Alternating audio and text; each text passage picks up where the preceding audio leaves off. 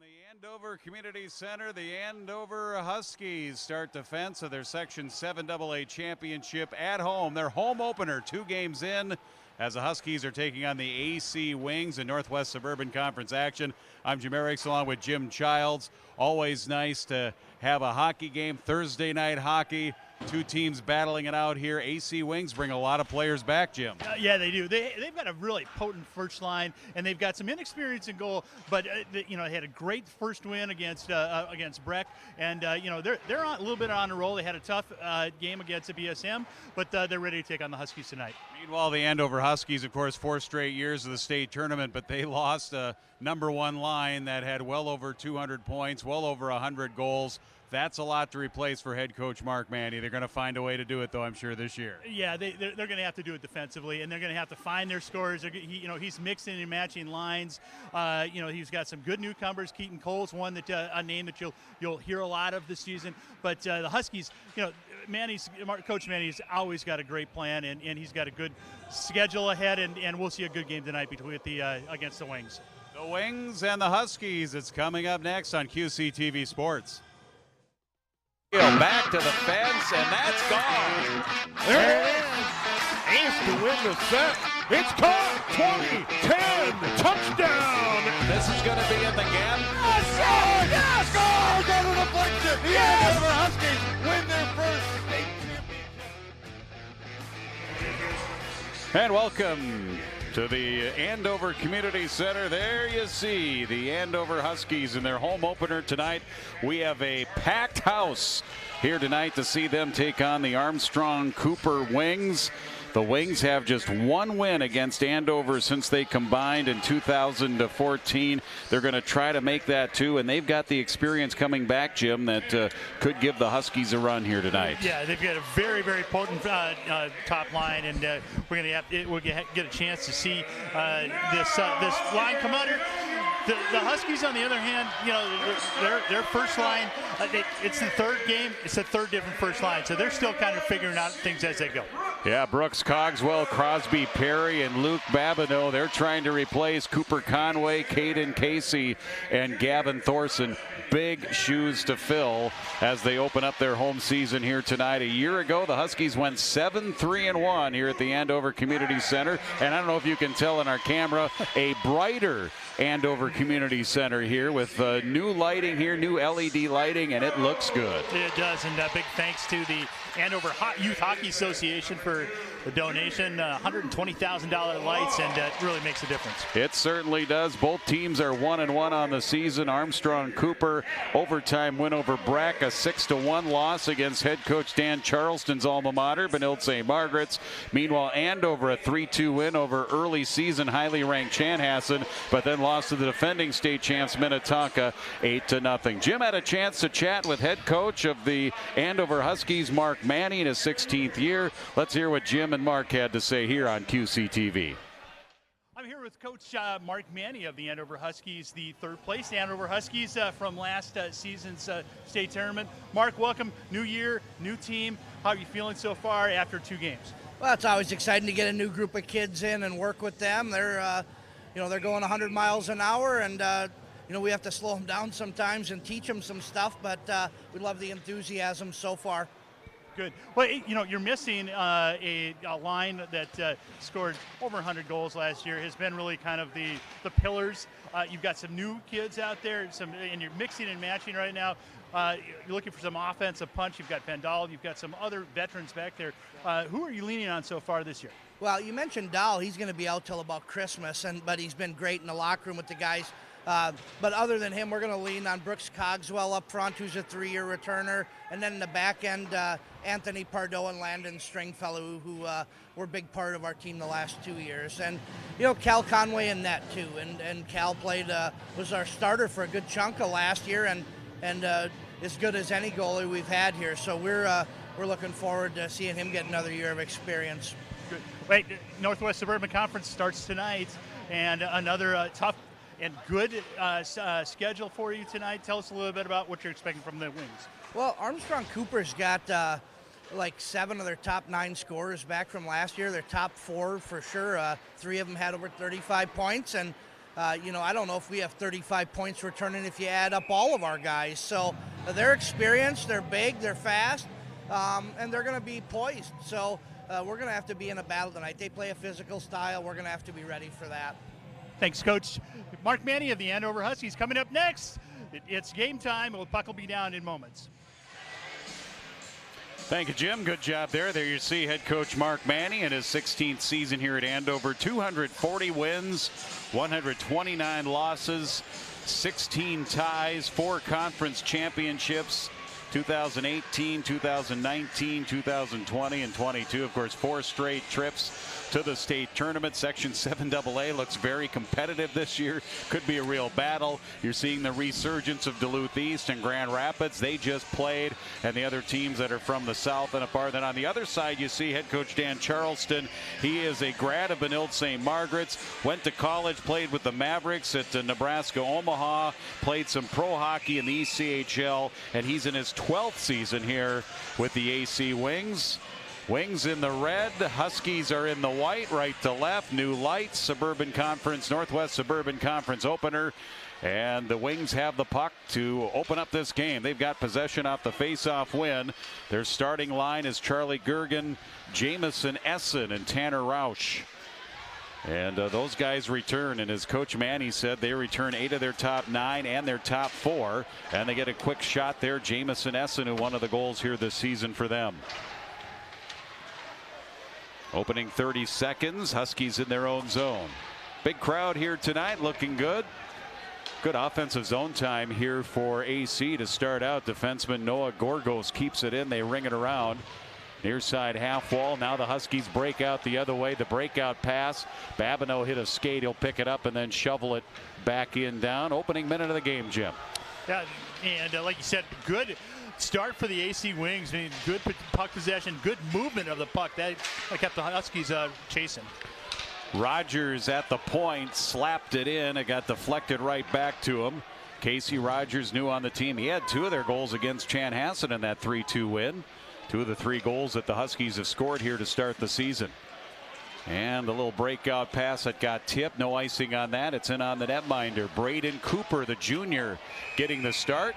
Then Andover gets it in a shot that gets deflected up and out of play. AC, the Wings coming back with, they had 2 senior goalies last year, so both of their goalies here are both juniors, and they're new to the varsity program, as you see that one up and out of play. Yeah, Cooper had the win against Breck. Had a great game, and he went into overtime, made some key saves, and at times kept, according to Coach Charleston, kept him in.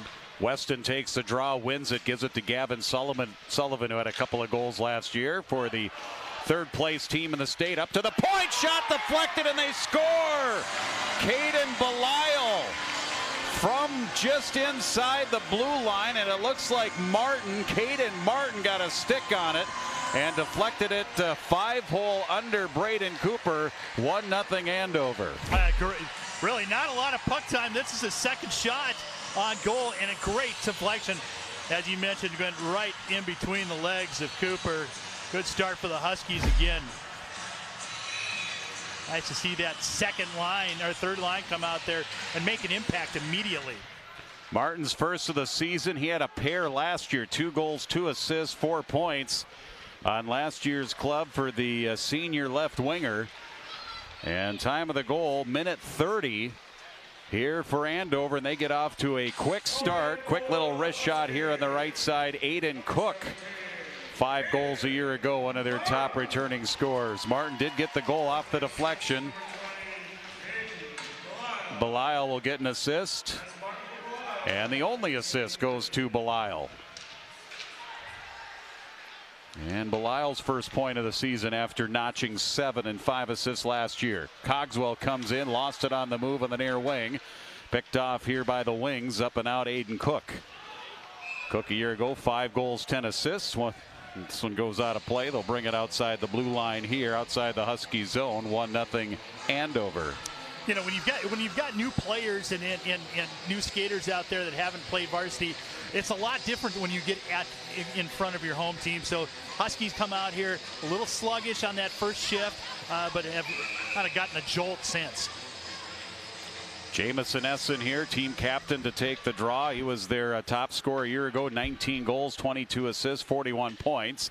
Huskies win the draw, send it down that far side wall, but it'll be icing. This time we'll go back and join Cal Conway, the 6-foot junior left-handed catching Cal Conway goaltender, 7-3-0 last year. Saw a lot of action behind Bo Altman and had good numbers too. Yeah, and it came down to the senior playing as Bo Altman came into the playoffs and sectionals and the state tournament and really helped carry the Huskies, but no slight at all to Conway. Conway with a little short hop save there from neutral. He'll steer it back behind his net. Huskies up out to neutral. Intercepted Andrew Morgan, senior defenseman. Here for the Wings in those bright red uniforms in their 10th season of the Armstrong Cooper co-op, or combination if you will, for boys and girls hockey. Coe at center, centers it down and will then dump it, ring it around far side to near side. Bouncing back out to neutral. Wings try to gain control just a little bit out of the reach of Dane Yeager at 22 points last year. Grabbed on the other side. Left wing. Austin Westman coming in. Back behind the net. Tried to either center or wrap it around. And finding it and covering it is the goaltender Cooper. Yeah, a lot of questions that came into the season. Hey, how do you replace a top line like that? Well, we're going to find out tonight at the beginning part of the season. They didn't have to replace it last year. They had such an outstanding first line that now they've got a chance to really see some of these younger skaters and who can make some offense happen. Landon Stringfellow. The area where the Huskies have the most experience coming back is defense, with Anthony Pardo, Landon Stringfellow, and Drew Law. Those guys bring some experience back after last year's state tournament team. Out to neutral, banked ahead, and that pass almost made it to Caden Martin, who would have brought it down the slot all alone, was a little bit behind him. Pardo, though, keeps it in. Sullivan is there. Now it's grabbed again. Martin. Martin comes in with a shot, stick save. Cooper tips it into the air to the far side corner. It's the 4-minute mark of the first period. If you're just joining us, Huskies home opener. And Martin scoring the first goal of the season for him, a minute 30 in. Off a deflection on a shot by Belisle just inside the blue line. Shots are 3-1 Huskies. Rink wide pass here at center. Babineau off of his stick and back into the wing zone. Luke Wiesjohn Jr. playing in his 5th career varsity game for head coach Dan Charleston. 12th season overall. He was the 2-year coach with Armstrong before they combined with Cooper. Before that, they were heated rivals, of course. In separate conferences, though. Armstrong was in the Northwest Suburban, Cooper in the North Suburban at that time, and that one rattles around Babineau. That was a double doink on a shot just inside the zone. He beat Cooper, and it's cleared the other way. Rink wide here by the Wings, inches away from a 2-0 Andover lead here with 12 left to go in the first period. Controlled by Cogswell. They got a 3-on-2 at the line, but they bring it in offside. Yeah, Murphy just a tick early on that one. Look at Babineau's shot. Rings off the post to both of them. Misses his chance for a goal there, but scrappy is Babineau. He's been scrappy his entire high school career. One of the good skaters and hard workers on the Huskies. Face-off win for the Wings. Tanner Rausch, senior assistant captain, dumped in. Stopped by Cal Conway, who played the game last year. He was the goalie of record and played the entire game against Armstrong Cooper and made 13 saves in a 5-2 win. Wings dump it in. Belisle from deep in his zone along the end wall. He'll find on that far wing Rocco Gorowski. Gorowski out to center. Uncle Tom, his Uncle Tom played at Centennial, was a Mr. Hockey and led the Cougars to the championship in '84. And I don't know if it's any coincidence, but the Cougars here, the football champions, last time they were in the Prep Bowl was 1984. Congratulations. They had another great season. Yeah. What a game that was against Edina. Nice move down the middle. Here comes Essen with a shot. Tried to go through the screen, and Stringfellow got a block on it. Then a centering pass from behind the net with Rausch all the way back to the point and held in there by Logan Gaddy, who's at that far point. In low. Jurgen trying a quick turnaround shot and pass out in front. Centering pass. He lost it. Rausch, though. Good forecheck here for the Wings. One of their better possessions here in the Andover zone. Trailing at 1-0. Got kicked away there. Westman had it momentarily. Now Gorowski out to center. Wings push it right back from the red line deep into the Andover zone. Conway tracks it down. He clears it himself along that shelf. Back to the blue line here for the Wings. Hobie Skolstad brings it across. Circles around to the high slot with a shot, rebound, and it's a goal. They score off a scramble. The initial save by Conway, and the puck popped up into the air. And then the Wings do what you got to do. They crash to the net, and this is a 1-1 game. Yeah, Conway had good vision on the shot. As you can see right here, the shot from Skolstad, it just kind of handcuffs him. He tries to get it, and it literally looks like it hit the knee of Wiesjan and rolled into the net. Landon Stringfellow dove in there to try to prevent it as well. Good shot goes high up on the blocker, and Conway just couldn't find it. The new lights. Yes, lost it in the new lights. So we're tied at 1. Time of that goal at 6:49. We'll see who they give it to. Now with under 10 minutes left to go in the first period. Here's a steal off the forecheck. Little centering pass by Babineau. Good forecheck there. He's trying to get it to Cogswell. Wings hustle back. Makozak, his pass ahead to the blue line intercepted. Luke Babineau's been everywhere here so far. He had 5 goals last year.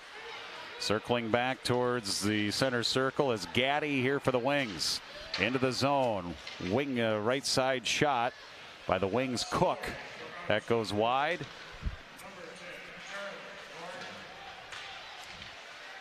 So is Charlie Girgin, the captain, who gets the goal.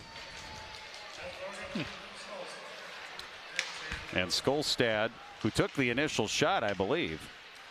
Yeah, Skolstad took the initial shot. I didn't see a 10 out there. So well, if it is wrong, the coaches will fix that. Somebody from the staff from AC will fix that during the intermission. So get back to live action here. Aiden Cook comes across. Little head man ahead for Gladney. A little bit behind now in the corner here in a 1-1 game. Again, the AC Wings coming back with their top 4 scores, 8 of their top 9. So they've got a lot of experience. And one area they don't have the experience is goaltending. And we'll see how that holds up here against the Andover Huskies, a team that likes to shoot the puck. Well, you got 2 games of experience now, 2 games in about 8 minutes. Exactly. 3.63 goals against for Braden Cooper coming in. Save percentage .871.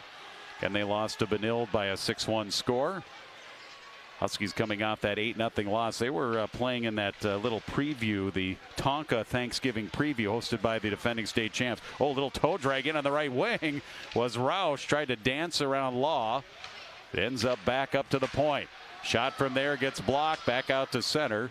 And tracking it down, Noah Gorgos, the junior defenseman. He walks in front of the benches, brings it across. Solid hit there. Puck comes free, and low is Essen. And a beautiful pass over to Roush, and an equally beautiful save by Conway. Huskies got caught napping on that one as they kind of all spread over to the far side. Essen with a beautiful look to Roush. That extra pass is what really created that chance. Now the Huskies come back. Martin, winger on that third line. He has the goal here tonight, and he shoots it top of the left circle. Saved by Cooper, and he holds on with 7:30 left here in the first. Now look at the puck movement right here. Comes in. Conway's got to keep honest on that, and then comes over and makes a great save. Got his blocker on it and pushed it in the corner. Crosby Perry here to take the draw. 11 points, double digits last year. And they get it backdoor here on the near side.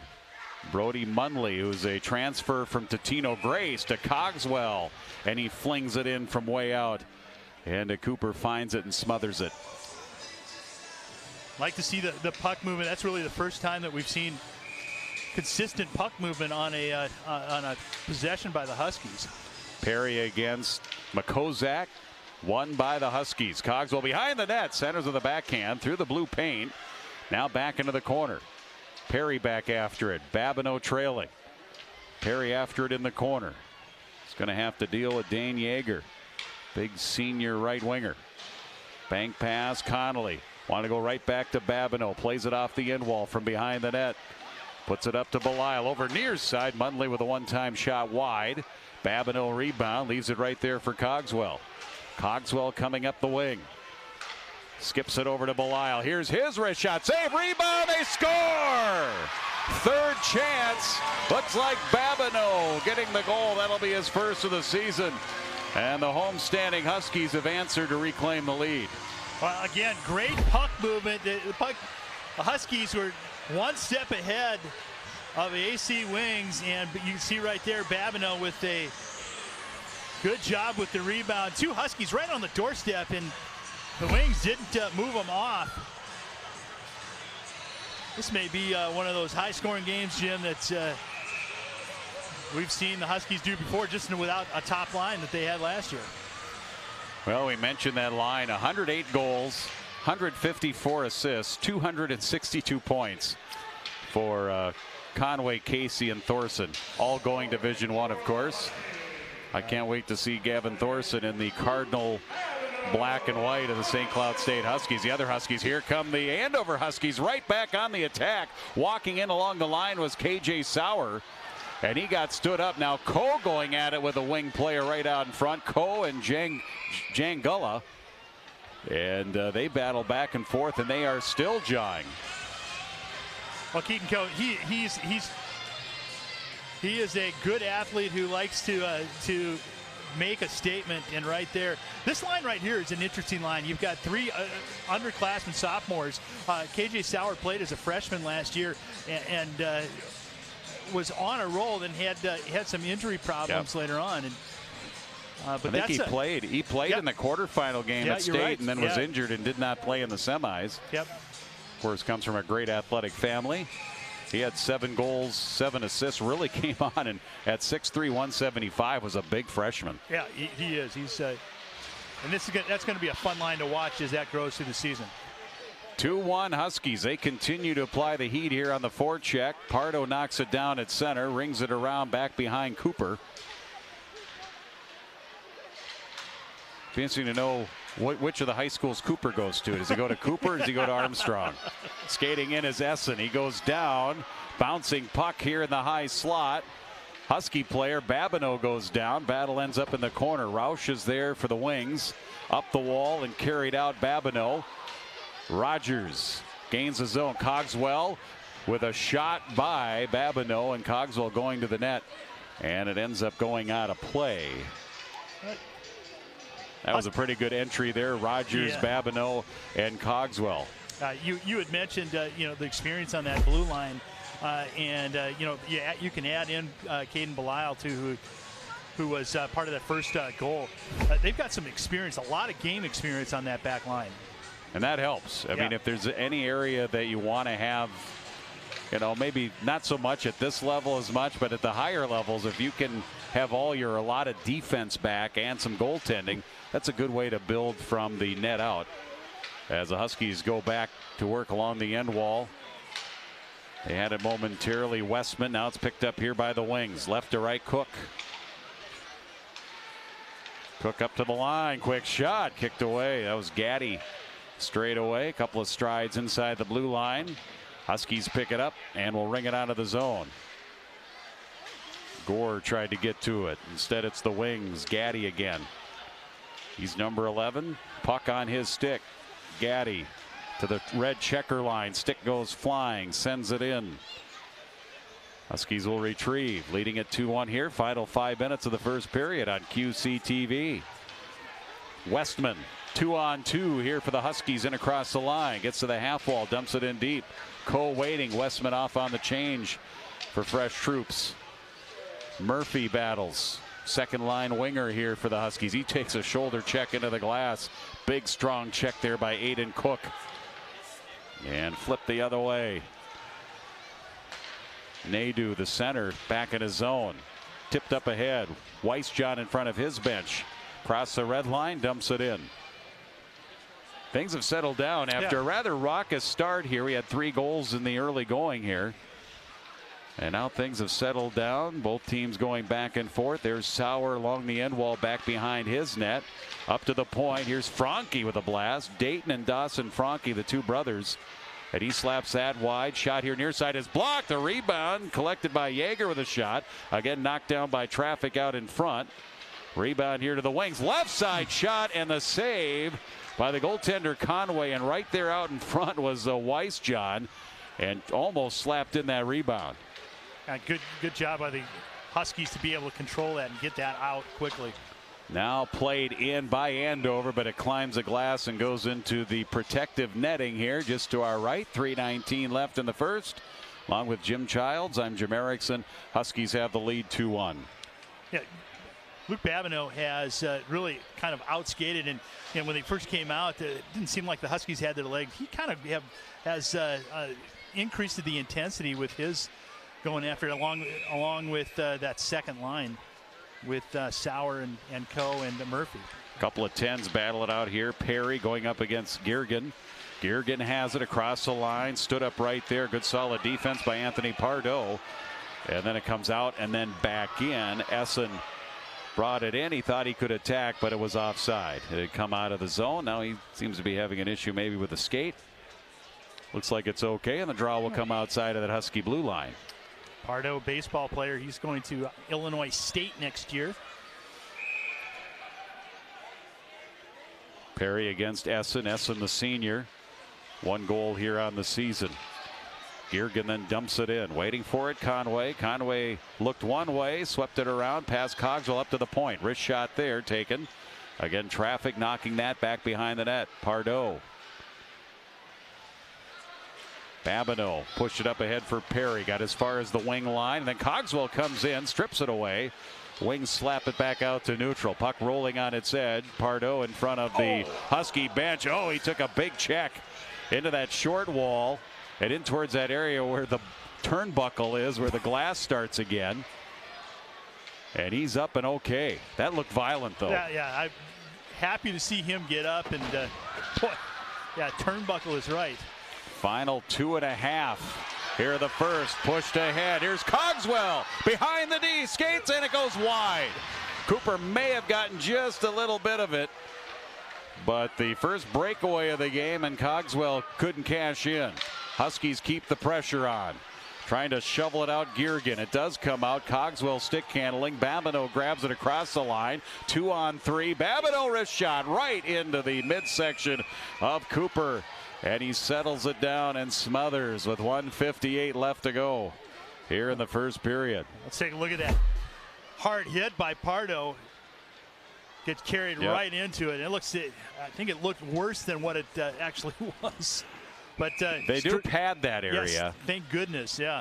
And, you know, some of the higher end rinks, your NHL rinks, college rinks, and so forth, they've got the curved glass in there now, which is even a better option than the pad. But when it comes to ice and when it comes to glass and board systems, I'm assuming that's an expensive addition and change there to have it as the rounded glass. But yeah, he looks to be okay, but it did look violent because basically you're putting on the brakes. You're stopping on a dime when you go into that. Yeah, and you've got a skater on your back pushing you. Austin Weston in to take the draw, pushed by Franke, but not out. Here comes Munley. On the backhand, puts on the brakes, looks to distribute. And he tries to jam it in, makes a move out in front. Couple of big saves by Cooper, and they crash in. Bodies everywhere. Here come the whistles, but let's hand it to Braden Cooper. Holding on there strong, 1-1. He's played both games here of the season, gets the start in game 3 as well. You can see there's 3 Huskies there, and the Wings just we're trying to get some semblance of getting movement out of there. Huskies were pretty persistent. I'll tell you one thing is evident here with this year's Huskies. They are not afraid to go to the net. No. Pucks and bodies to the net. How often do we hear that? And can result in goals. Well, that's how the Wings scored. Yeah, you just don't have a blue blood line like you did last year. It's going to have to come from a lot of hard work. Crosby Perry taking the draw here for the Huskies. He had the other goal against Chanhassen in that 3-2 win. They bring it into the corner, intercepted and played out by Armstrong Cooper. Year ago, a 10-win season, 10-14-2. Lost to eventual section champion Edina and state tournament runner-up last year. They're in section 6AA. Tough section. Yeah. Right? Not many AA sections aren't tough, to be honest. Exactly. Bouncing through neutral. Babineau's got it. They're onside. Forced wide. Now forced back behind the net by Jangula. Then it's Babineau off the glass. Cogswell had it go off the glass. Centering pass. What a pass! And Crosby Perry scores. Yeah. What a feed from behind the net. And it's 3-1 in the final minute of the first period. And I think there's a penalty. There was a penalty call too. You can see the referee with his hand up in the corner. Perry from Cogswell. Perry's third of the season, or second of the season, excuse me. He had the other goal against Chanhassen along with the two from Casey Rogers. And Cogswell put it right on his stick. That is a beautiful feed from behind the net, and that's probably one of the plays that's the most difficult for a goaltender to stop. It really is. And boy, that senior line, that first line has really been buzzing. JV game earlier today. Good close game. Andover was up 3-1 going into the third period. Wings came back to tie it at 3, and then Andover won it with a goal in the final couple of minutes. Made it a 4-3 final. Law at neutral. Bounce to the wing line. Knocked down Morgan. And Morgan dumps it in. We're seeing that size that Manny was talking about earlier on the AC Wings. Sawyer cross ice to Law. Tried a little one-time shot, do it as quickly as he could. Didn't get a lot on it. Went wide of the net. Final 10 seconds of the period. There's Keaton Coe in the corner. Sauer. Get a good long reach. And now here comes AC. They got, and it's just at the horn. They had a little 2-on-1 or mini break started, but just ran out of time, as that is how we end the first period. A very active first period here, Jim. It was, and Huskies just kind of outworked the Armstrong Cooper Wings, and it'll be great to see this second period coming up, and as they both teams regroup. Andover certainly outchanced the Wings in that first period, and that results in a 3-1 lead here through one. High school hockey on QCTV Sports. I think the old saying goes, Grandma had it, Mom threw it away, and I bought it back. That happens almost every day in here. Amori Antiques, located in the heart of downtown Anoka on 2nd Avenue between Main and Jackson. We've been open for nearly 30 years. It'll be 30 years in 2024. We're kind of already counting down to our anniversary celebration. Looking forward to that. We've got 60 different dealers in here between floor dealers and shelf dealers, and it's just a wide variety of stuff. You never really know what you'll find when you come in here. Everything from antiques, those primitives, those little house on the prairie type kind of things, to Funko Pops. I mean, we even have some Funko Pops in here because they're very collectible. People like to put those on the shelf. They love to have those, their favorite character, whether it's a Funko Pop or a Star Wars guy, or, whatever you can find, right? We come across those special pieces almost daily, and that's really what I strive to find, is those one-of-a-kind, special, unique pieces, like my taxidermied chipmunk pelt vest. We get compliments every single day about, just the wide variety of stuff that we have in here. A lot of people, they walk through and it's very nostalgic for them. Anybody can come in here and try to be a dealer, try their hand at buying and selling vintage or antique items. I rent shelves out for $20 a month, and that's typically where I want people to start, is just on a shelf, just to get their feet wet. And if they do really well, preserving a lot of the stuff when we find it. We're saving it from going into a trash bin. We're saving it from just getting ruined, and we're restoring it and bringing life back to that particular item and getting it into the hands of somebody who's really going to enjoy it. They're going to put it up on a shelf. Maybe it's going to be a gift for somebody, and it just keeps that vintage, nostalgic piece kind of just keep it carrying on. I personally like the old stuff, that old primitive type stuff. I have a circa 1850 Native American tobacco canteen. It's got a buffalo carved on one side and a horse on the other. And this is like those one-of-a-kind historical type pieces that I strive to find myself because it's really the history about it is what I like. It's a lot of fun. I quit my day job at the end of May, and I've never worked more. I literally work practically 24/7, but I absolutely love it. I'm just having a lot of fun.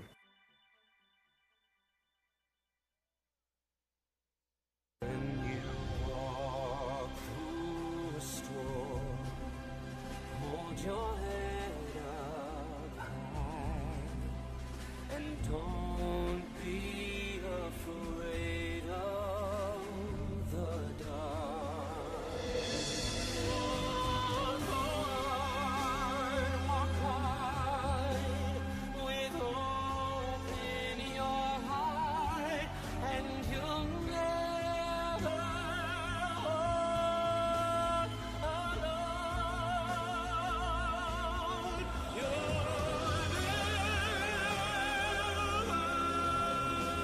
never walk alone.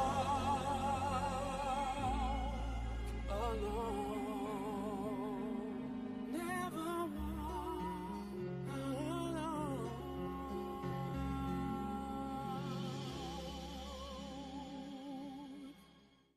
At the U.S. Center for Safe Sport, we see champions everywhere we look. In every sport, on every court, we're building a foundation to ensure all athletes are safe, supported, and strengthened. At the U.S. Center for Safe Sport, ending abuse is not just our job. It's our promise.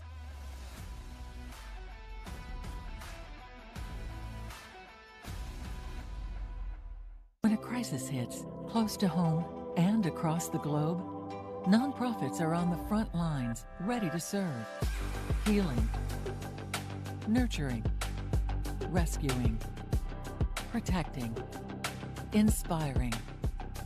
The work of philanthropic organizations has never been more important, and it's donors and volunteers like you who make all this possible. Thank you. The Nonprofit Alliance. I'm Naheem Hines, professional football player and proud supporter of the Muscular Dystrophy Association. My mom was diagnosed with muscular dystrophy when I was 14, and I watched her struggle. But MDA helped her get the best treatments and care, and they also help kids like my buddy Ethan. My name is Ethan, and I'm 12 years old. Thanks to the Muscular Dystrophy Association and people like you, I have more hope than ever before. From day one, they've treated me like family at my local care center. AMDA is the only one that funds over 150 care centers across the U.S. to help provide state-of-the-art care for adults and kids like me. For over 70 years, MDA has been transforming the lives of people living with muscular dystrophy, ALS, and other related neuromuscular diseases. They fund the research for breakthrough treatments, care, and cures. And MDA provides support to thousands of families like mine and Ethan's in communities like yours. Thanks to MDA, kids and adults can live life to its fullest. Join us and learn more at mda.org today. Hey, boss. Okay? Yeah, I'm good. You sure? I said I'm fine.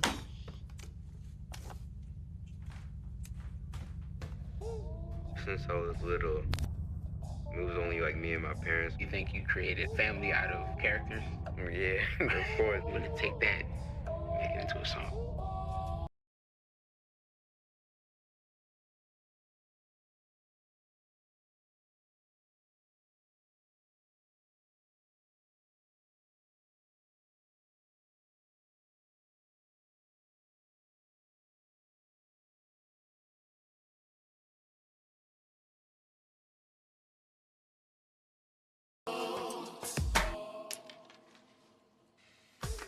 Hey, son.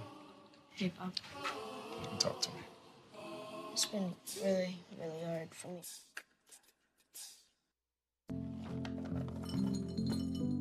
Kids across America are going to school hungry. Millions of kids every day. But one simple thing can help change all of this for a hungry child in America. Good, healthy food and the energy it brings. With help from caring people across America, No Kid Hungry is providing healthy meals and hope to hungry kids so they can build better futures. To learn more about ending child hunger in America, go to helpnokidhungry.org today. I did cheerleading through high school. I went to the Colts cheerleading and I loved it. I was about to go to work and my arm went numb on me. I knew I couldn't speak and I collapsed. After 36 hours, Tessa's worried family and friends called police, who found her on the floor after suffering a stroke. For 2 days, I was unconscious. I don't remember anything. Thanks to the American Heart Association's support of life-saving research and medical breakthroughs, Tessa got her life back. I don't have a limp anymore, and I am so encouraged because I can speak now. To learn more about how the American Heart Association is saving lives, go to helpheart.org. We were at the first ever hockey game between Anoka and Ramsey, and it's our police associations. And this year, the proceeds are going to the Grubner family, and we hope to do it next year.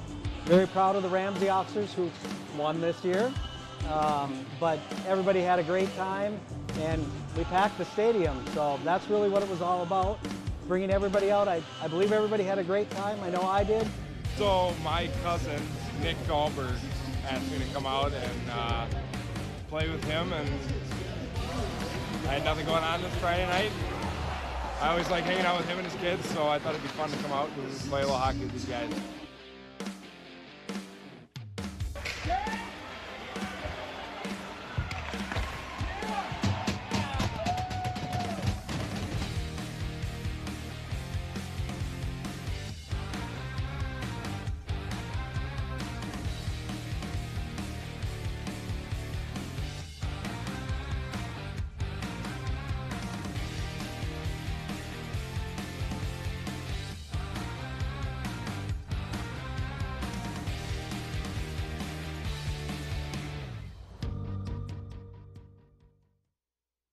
I didn't ask to be thrown in the streets with nowhere to go, but I did ask for help, and Covenant House was there for me. 1 in 10 young adults will experience a form of homelessness this year. For these kids who didn't ask to be put in this unthinkable situation, Covenant House is there, providing hot meals, a safe place to sleep, medical care, and love.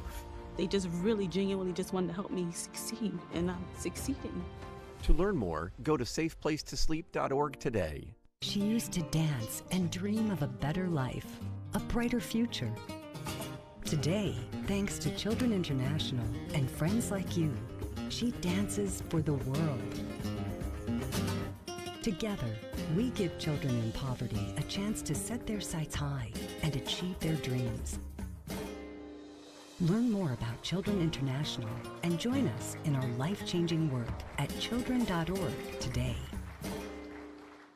As Americans, there's one thing we can all agree on: the promise of our Constitution and the hope that liberty and justice is for all people.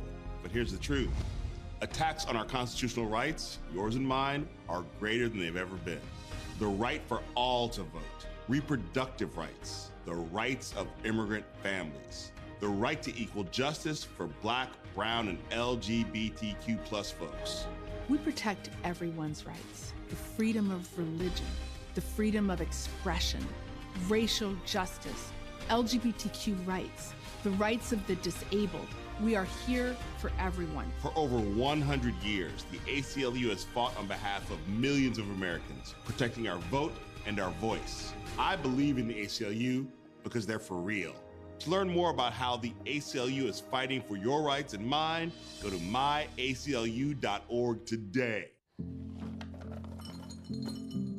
Kids across America are going to school hungry.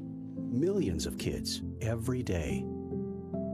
Hungry kids get sick more often and can struggle in school. It can be harder for them to focus and learn. But one simple thing can help change all of this for a hungry child in America. Good healthy food and the energy it brings. With help from caring people across America, No Kid Hungry is providing healthy meals and hope to hungry kids so they can build better futures. We want to ensure that all of our kids have healthy meals every day. First intermission, getting ready for the second period. A 4-goal first period here between the Armstrong Cooper Wings and the Andover Huskies. Let's take a look how we got there. And a recap of that first period. Well, the Huskies came out right off the bat as we got a chance to see the youth on opening night. Caden Belisle with a shot that was deflected by Martin, and the Huskies were out and running.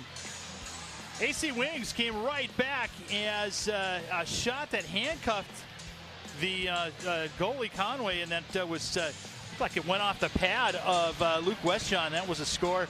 Huskies answered immediately by Luke Babineau, and then that third goal, kind of a killer there, as Crosby Perry came up with a nice goal out front. 3-1 Huskies. Penalty free first period. Shots on goal. Andover 14. Armstrong Cooper 6. Martin, Babineau, and Perry, the goal scorers for the Huskies, and Westjohn scored the goal for the Wings. We mentioned that this is the 10th year that it's been Armstrong Cooper, the Wings, head-to-head in the last 9 meetings. In the 9 meetings since Armstrong and Cooper combined for hockey, Huskies are 8-1-0. The lone Armstrong-Cooper win was a wild 7-6 overtime game back on February 6, 2017. And we're underway in the second period. Andover is right to left. White home uniforms. Cogswell zips through neutral, gains a zone, tries to take it himself right out front. Had it poke checked away. And then a shot back at the point by Stringfellow. Winds its way in on the netminder. Knocked down by Cooper. And we're going to get a whistle here in the near side helmet. Cogswell, as soon as the helmet comes off, they whistle it down. As he was mixing it up there, looked like with Noah Gorgas along the near side wall. Here it is. Big check. Big check right there. Cogswell's helmet came up. Boy, Cogswell has had a great night. He had a breakaway in that first period, and then shot came right off the heel of the stick and skated in right there. Cogswell's having a good night tonight. Bring the face-off outside of the zone. Huskies win it, pull it back to Stringfellow, and then Law dumps it in. Along the end wall, Coe with a nice centering pass. Cade Martin tried to get to it. Ends up back to that far side. Coe again. In that far corner. Now up and out by the Wings. Rausch forced wide by Stringfellow. They battle in along the end wall. Following the play was Giergen. And now the Wings set up. Reversal. Skolstad pass and a shot from way out top. Straight away by Gaddy. Saved by Conway. And now the Wings set up again in the corner. Here's Coe.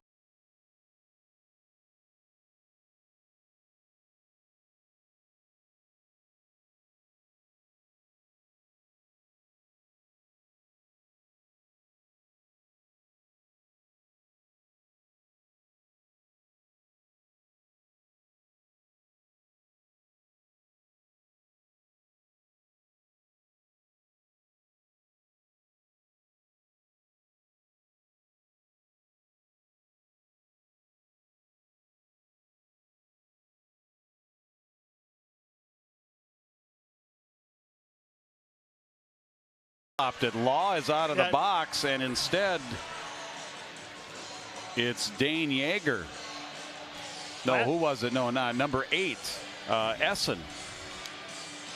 So Essen goes to the box. So that was weird because Armstrong Cooper thought it was clearly a penalty on Andover. They even pulled their goaltender for the extra attacker.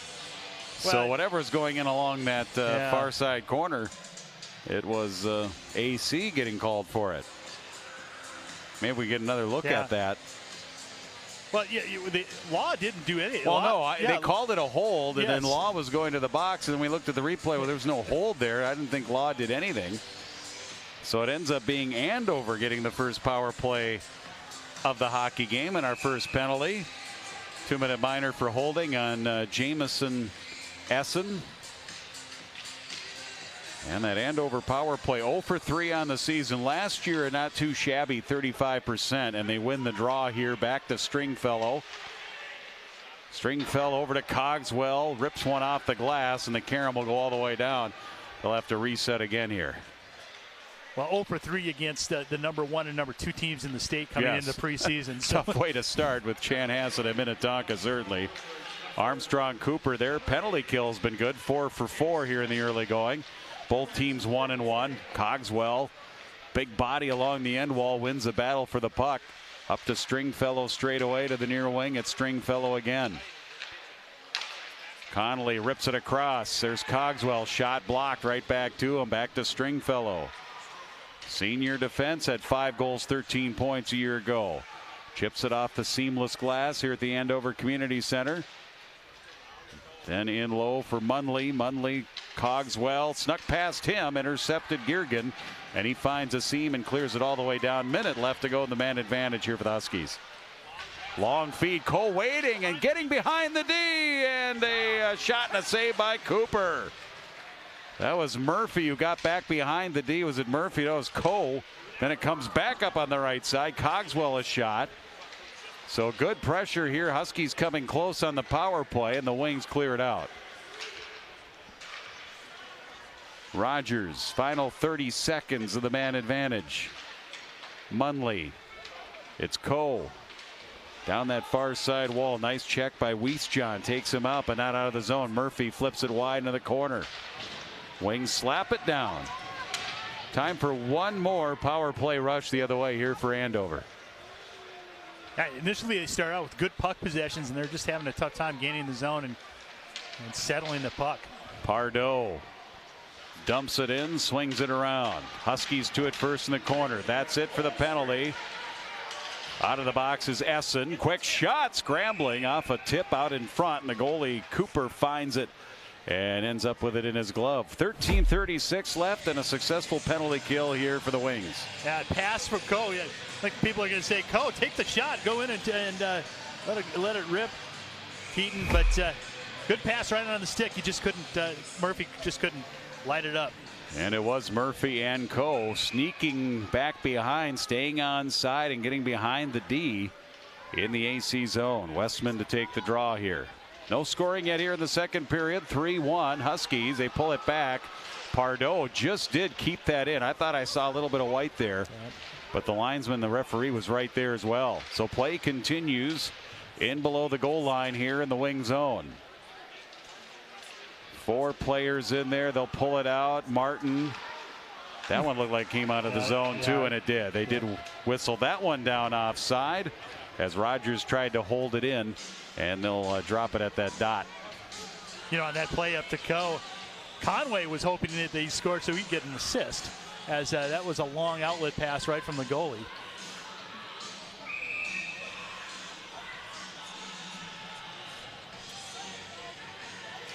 Huskies a year ago opened the season 4-4-1. Again, tough schedule. Perry. Then they only had 3 losses the entire rest of the season as they finished at 23-7-1 and finished 3rd in the state. Defeated Cretin-Derham Hall in the 3rd place game of the AA tournament at the XL Energy Center. Wings trying to find a way through this Andover forecheck. Perry dumps it right back in, but it ends up going up out of play off of the mesh. So we'll get another face-off here. Kind of a choppy start to the second period after we had kind of more freewheeling first period. Yeah. You mentioned this schedule. Andover, Benilde, St. Margaret, Rogers, and Wayzata coming up. There's some bumps in the road ahead. Cogswell, another face-off win here for the Huskies. Did a nice job and a shot right side. He scores. Drew Law from outside the right circle. Not a great angle, but he found an opening. And Law has given the Huskies a 4-1 lead. Yeah, Braden Cooper looked like he was surprised that Drew Law even shot the puck. Right outside that circle, as you mentioned. Nice little wrister, goes right over the blocker. And Drew Law snipes in a goal number 4. Sneaky wrist shot from the hash marks outside the right circle. And it's 4-1 Huskies. And they go right back to work. Babineau from corner to corner. Up the wall, outside the circle, in low for Perry. Wings get to it first. Jangula along with Perry, sandwiched. Essen is in there. First goal of the year for Law. Law's second career goal. He had one last year. So Law. Perry and Cogswell getting the assists, and Law's first of the season, 4-1. Wings in their own zone, can't clear. Cogswell off a skate, bouncing and pushed ahead just between and through the legs of Roush. Did not make contact. Icing here on the Wings. Yeah, both teams came out skating fairly equally, and after that penalty, a lot of play has been in the Wings zone. And Andover continues to be able to move that puck pretty efficiently. They'll bring Keaton Coe in to take the draw. He wins it, pulls it back right onto the stick of Munley. Munley in the corner, now sandwiched. Wings get a stick on it, swept back around. And waiting for it, Andrew Morgan, senior defenseman. He has to go back behind his goal line. He's being bothered. Caden Martin giving him trouble. Still not yet out. One thing about the second period, the Andover forecheck, they've turned that up a couple of notches with a Martin shot here. Caden Martin right into the glove of Cooper. He'll hold on. We'll get another faceoff in the wing zone. But it just seems like that Huskies forecheck here in the second period has certainly been more fierce. Yeah, they've been able to pick up their skates and skate. And, you know, Babineau, I think Babineau is the catalyst with that. He's been able to get to a lot of those loose pucks. Cole, Perry tipping it and getting that stick on it to keep it alive out in front. Good job there. Murphy on the check. Then he comes away with it. Huskies winning a lot of the puck battles here as well. The breakout pass tipped ahead. Munley up to the Wings line, and the Wings pick it up and get a shot on net. Gladney. And that's just their second shot on net here in this period. And we haven't called the name of Cal Conway much at all. We've had very little activity in the Andover zone as the Huskies lead at 4-1. 2 shots so far this period. That was one of them. Great thing by Conway, able to control that rebound as you had a wing skater on the outside. Huskies have outshot him 4-2 here to start, and they've outscored them 1-0 here in the second period. Huskies push it out. They're 2-on-4 through neutral. They come across. Westman double team there. The Wings did a nice job, and then they give it right back to the Huskies. Gorowski almost tried to wrap that one in from behind the net. He did try it, almost succeeded. As Cooper did just make his way to the near post to slam the door. That fourth line getting involved here. Gorowski coming down defensively in his own zone. Cleared out by Andover. Grabbed here by Armstrong. Cooper at neutral, unable to maintain possession was Skolstad, and the Huskies come back across the line and do it again from the corner. Westman off a check and a centering pass out in front. There was Gorowski who was waiting to pounce, and the Wings clear it out. Huskies dump it right back in. Huskies have been unrelenting here. A forecheck again. This one's off a leg and coming back out. Rogers will get to the blue line and flip it in on the goaltender Cooper. It snuck past him and went wide, and then a score here. He sneaks it through. From the near side, the Huskies score, and it's 5-1. Hard to tell who it was because of the fans standing up. It's going to be Crosby Perry. That's almost the same area, but just the opposite side of the rink, the opposite wing. This time on the left wing, or kind of a seeing eye. There's Perry just quick. He just caught the goaltender napping. Yeah. Either Cooper didn't know where it was or just got late getting back. Well, like you mentioned, the forecheck and just the pressure the Huskies are putting on right now is really making the difference in just opportunities out front. So Perry adds his second of the game, third of the season.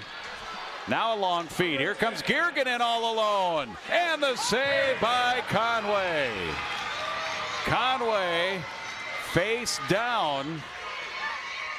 Inverse snow angel, we call that. And the puck ends up below and underneath them and freezes play. Girgin's a great story. He last year was diagnosed with Hodgkin's lymphoma. He actually it was actually stage 3. Able to continue to play when he could, and this year has come out as one of the captains, has really helped lead this this Wings team.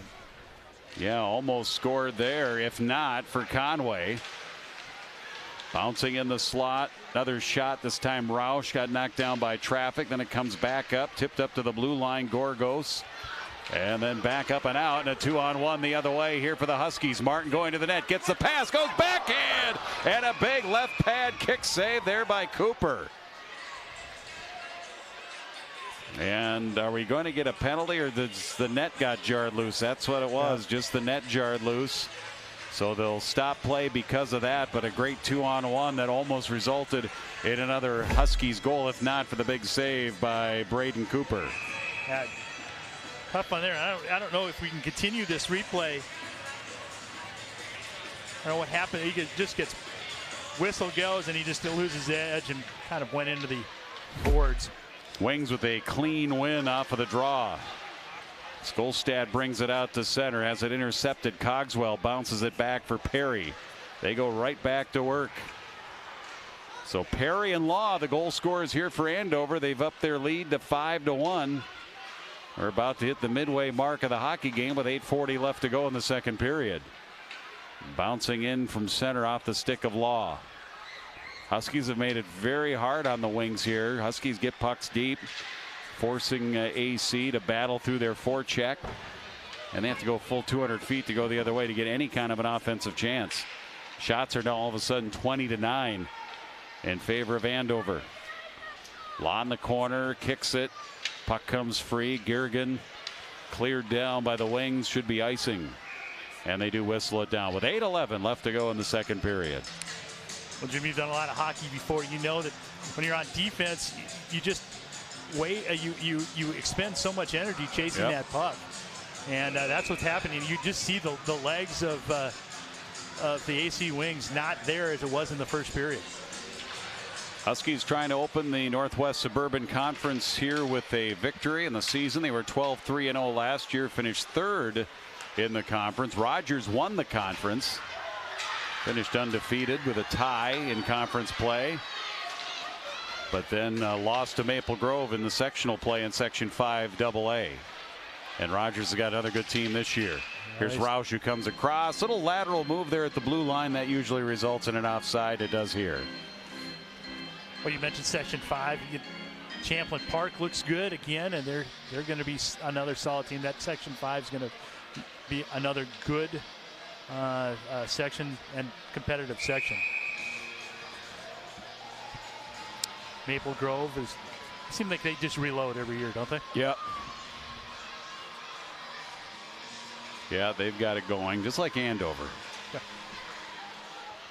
Face off just outside the blue line off of the glove of Stringfellow, rings it back around, trying to push it out. Murphy, he gets hit in front of the Wings bench. Andover still finds Caden Martin, who hands it off to Stringfellow. Here's his shot, bad angle, rebound, they score! That's right off of the pad, and it's 6-1. Keaton Coe with his first goal as a varsity play skater, a sophomore. 9:30 time of the goal. Let's take a look at it. Big rebound given out by Cooper, and skating hard to the net. That's Keaton Coe. That's how you score goals. Yep.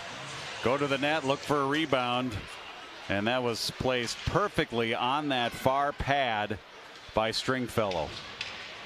As much of a pass as is a shot. The high IQ hockey players know if they put it there, there's a good chance that the goaltender is going to kick it out to the far wing. And if you've got a guy there, they got most of the net, a yawning net to work with.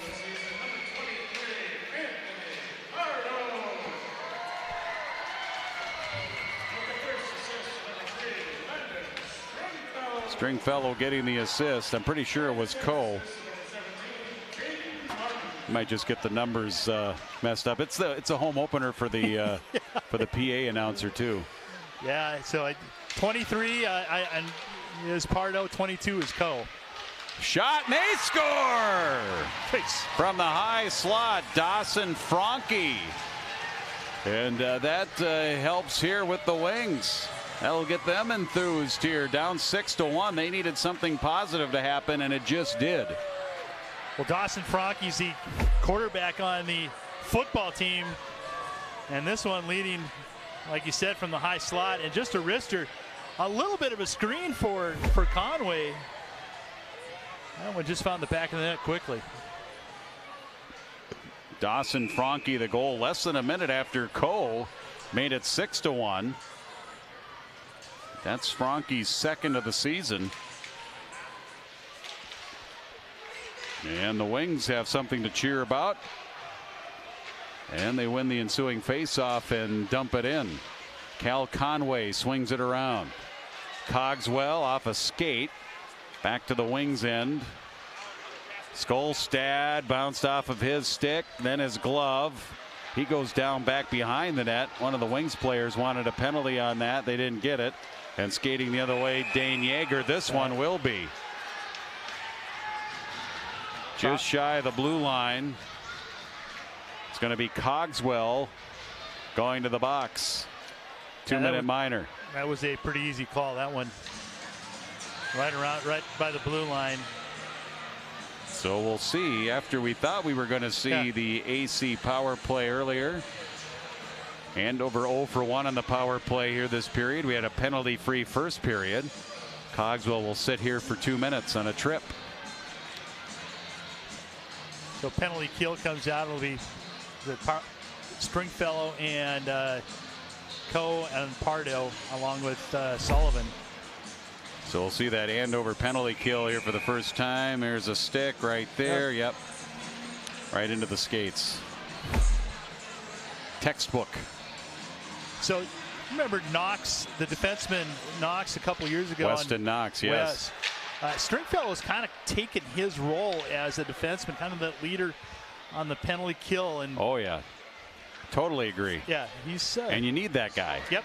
You need that quarterback, either power play or penalty kill. Here comes AC. They can cut it to within 3. Roush into the corner. Being ridden there by Pardo again. Pardo gets a stick on it. And now he's got it. Possession up out to neutral. Carries it all the way. Tried to get it across the red line. Then instead of just dumping it, he took a little bit too far. Roush comes in. Stick handles down the slot. Then poked away by Conway and cleared down by the Wings. Not allowing him to set up. Nice job by that first penalty kill team for the Huskies. Skolstad leads it back behind the net. Makozak, 5 goals a year ago. One of those top scorers coming back. Left side. Oh, little play off the post. Nice little backhand centering pass, and off the post was Makozak. And the rebound ends up back behind the net. Rouse into the corner now. And his pass up to the blue line out of the reach. And Skolstad will have to go back and get it. They ended up giving him a double minor. Wasn't a major, was it? No. We haven't had 2.5 minutes left on the penalty on Cogswell. So he must have gotten something. He may have said something or something. They gave him a double minor. Good catch. I just looked up at the penalty clock and it said 2:30 something. I'm going, what? So back in the corner, Wings. 2:15 left. Up to the point. Wrist shot. Pad. Knocked down. Cleared but not out. Kept in there by Gaddy. Gaddy for Cook. Back to Gaddy. Nifty little pass down low. And the rebound ends up back behind the net. Dane Yeager almost directed that one in. Huskies now will clear. And Gaddy will go back here to the Wings to reset. Good lateral movement by Conway on that shot. Long feed. Franke. Dawson Franke has scored the goal to make it 6-2. That's where we're at right now. Less than 4 minutes left to go in the second period. Picked off and Law sends it down. In the Andover penalty kill has been perfect. 2 for 2 entering the game. This will count as 2 penalty kills with the double minors. Murphy off the glass and down. Good job on the penalty kill here for Andover, and that'll force the Wings to start from behind their net. Yeah, that was all created by Babineau, who again just is in everybody's back pocket. Wiesjohn with a goal tonight, puts on the brakes, takes it to the middle, setting up Cook with a shot, and off the rebound, backhanded by Andover. Minute left to go in the Wing power play. Delaney, nice job of tying up that. Gaddy gives it up, and a quick shot right on the money was Murphy. Saved by Cooper. Murphy, good forechecking, good pressure here in the penalty kill. He's like 1-on-3 in the corner. And he was taking precious time off of that power play. Now Essen comes in. Essen tried to get a shot, comes back on his stick. Then in low here for the Wings. Give and go. Girgin, and he scores! Lower half of the near circle. And it's a 6-3 game, and that's a power play goal for AC, and Armstrong Cooper has it back to within a 3-goal game. Well, Girgin had plenty of space. Was right by the dot, skates in. Blocker side. Yeah, he had his choice of where he wanted to go. Girgin's first of the season. 14-19 time of the goal. So we had a 4-goal first period. We have ourselves a 5-goal second period. Law and Perry for the Huskies, and now Coe, Franke, and Girgin.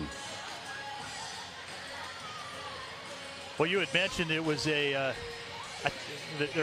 think Coach Manny was asking why it was a double minor. I think he might not have noticed it either. No. Yeah. It kind of snuck it in on everybody. Yeah.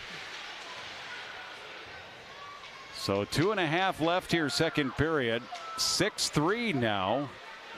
In a wild and woolly high-scoring game with still a lot of hockey left to be played here in the Huskies home opener. Puck at neutral, back here in the wing zone. They'll get started there with Dawson, Franke.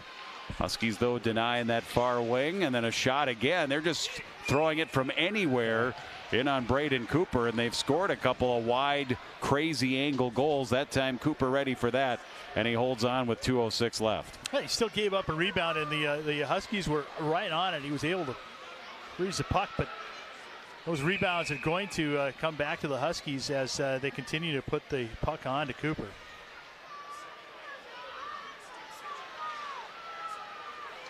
Wings have scored 2 unanswered goals, and right off of the draw they got a 2-on-1 here if they hurry. Girgin going to the net was Roush, and a wonderful defense there by Stringfellow. Just steady defensive play. Shot left wing in. Conway save off the stick of Essen, and then Stringfellow carries it out.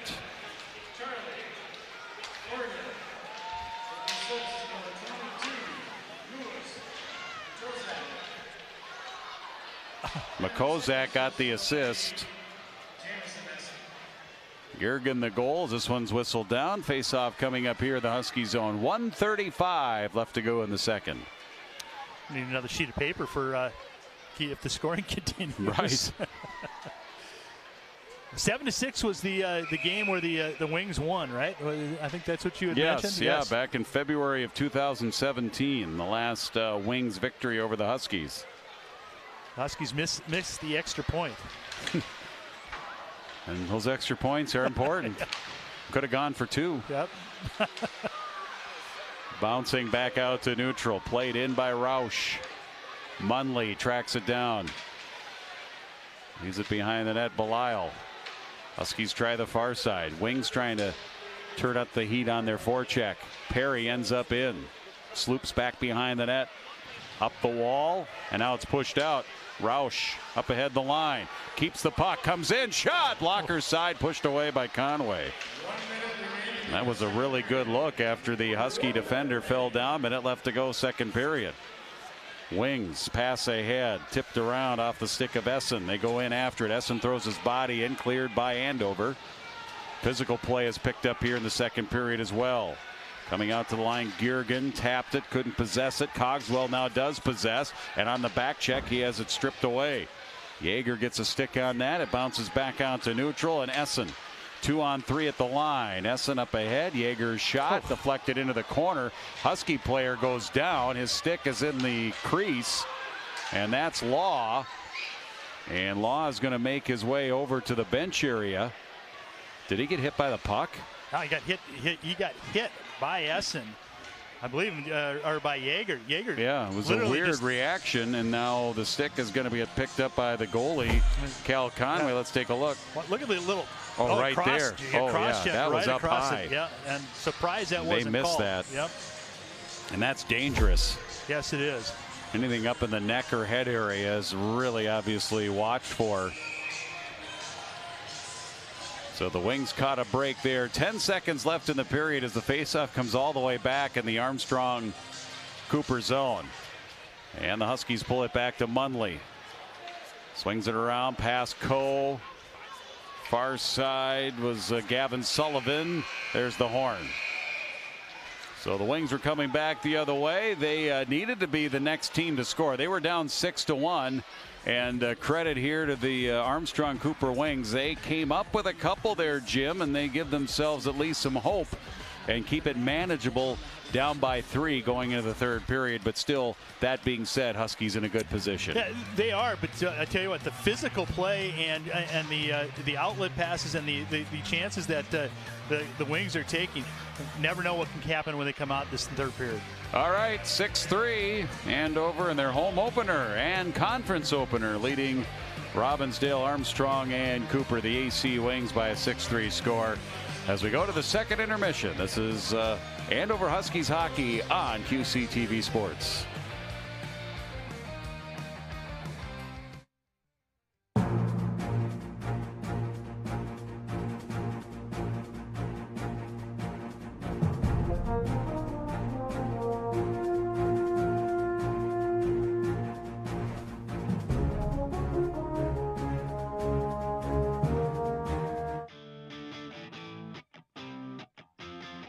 I think most teams start with the same goals, ultimately get down to St. Paul at the end of the season. We have a stacked section, so I mean, I think it's one of the deepest ones in the state. But, you know, ultimately it's just for the girls to come together and be able to say that at the end of the season they had no regrets. They just left everything on the ice and they gave it everything they had.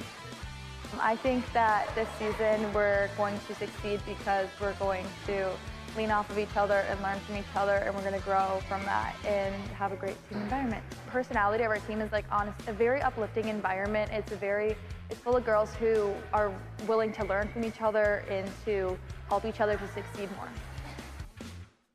We're all really good friends and teammates, and we all work very hard together. It's gonna be a good mix of some senior leadership with some youth, and I think when it all comes together, it's gonna be fun to watch. Watch us this year, you know, see how far we make it. Let's go CPCR.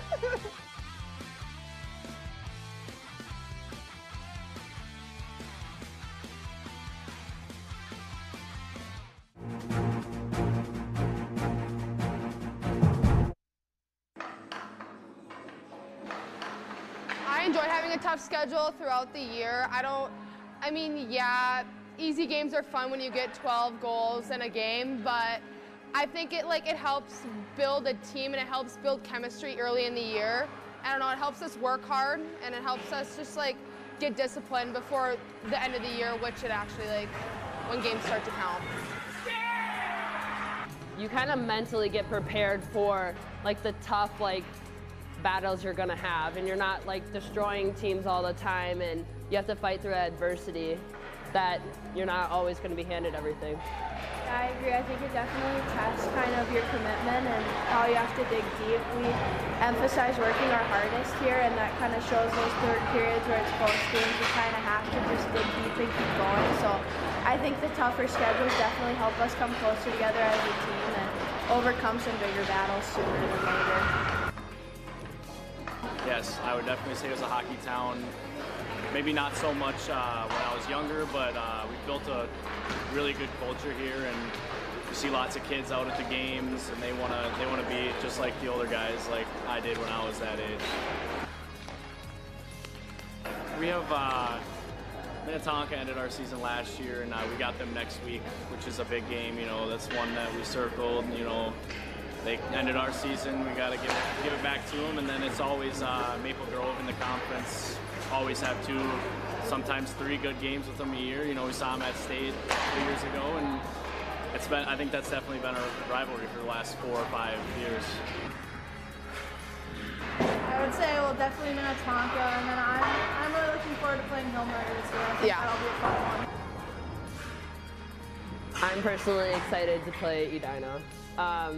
I think it's always a grind against them, and they always get a little like scrappy, and like they always have like a different play than Tonka and Hill and all the other teams, so it's just like a fun environment to play around, and they have a big student section and everything too, so it's a fun environment.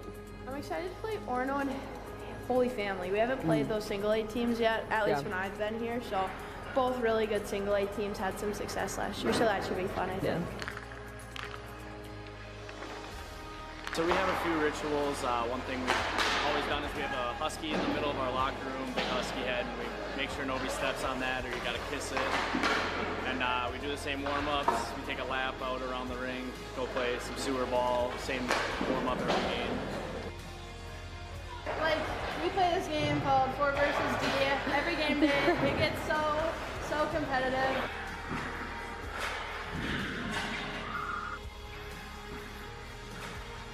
We try to play Stewie sometimes, but we're not too good at soccer, so it's kind of more of a kick the ball around. Personally, me and Kaylin, we have a Krabby Patty before each game, just like the little like candy gummy burgers before each like period and everything. Before every period? Pretty much, yeah. Yeah, it's just like a ritual since I became a freshman and she was a sophomore, and she just kind of brought me in. What we like strive to like be looked at is just like disciplined and like hard workers. Like that's what like our team like is built on, is just like completely like hard work and discipline, and just like being classy and just being a good role model to the little kids too. Yeah, I was just gonna say too, like not only there's hard working on the ice, but it's also the type of person you are off the ice that we want to be known for here. I feel like Andover hockey, we've always done it the right way. You know, we're respectful. You know, we appreciate everybody we're playing against and the referees. And I feel like we have a big motto here is like everything, what you do affects everybody in the high school, and it's not just one person, it's the whole team, you know, when something goes wrong. So we like to keep it professional and respectful.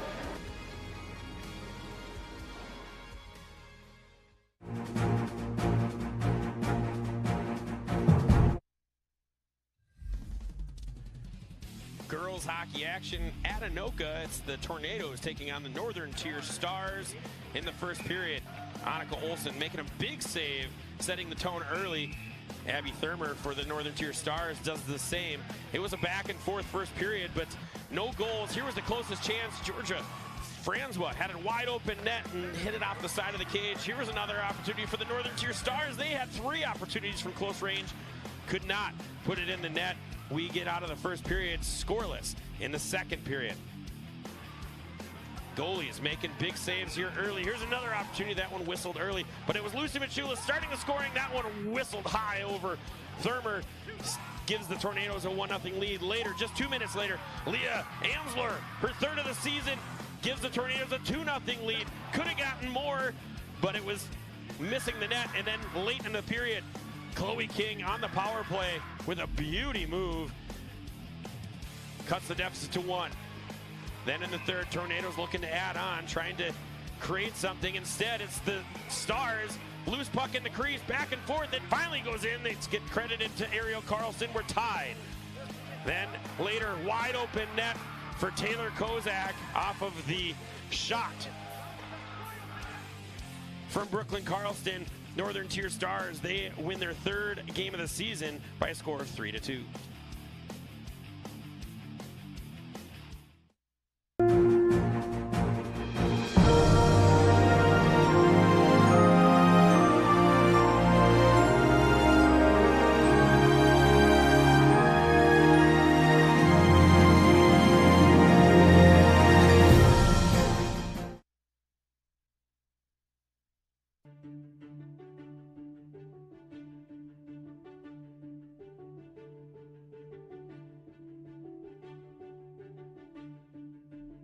The Rum River Tunnel right next to City Hall is getting a new design, and everyone in the community is invited to leave their mark. The City of Anoka received a grant from the Metro Regional Arts Council to bring community art back to the city. Local artists assembled to organize, collaborate, and brainstorm ways to get the community involved to lend a hand with this great project. So now every Wednesday from 5 to 7 p.m. is the set time for the community mural painting, right next door to the Rockin' on the Rum concert series in Riverfront Memorial Park. I met up with 2 of the artists involved to learn more about this great effort to revise the mural in Anoka. Yeah. So kind of making it like a mix. Yes, I try to mix it right on the wall.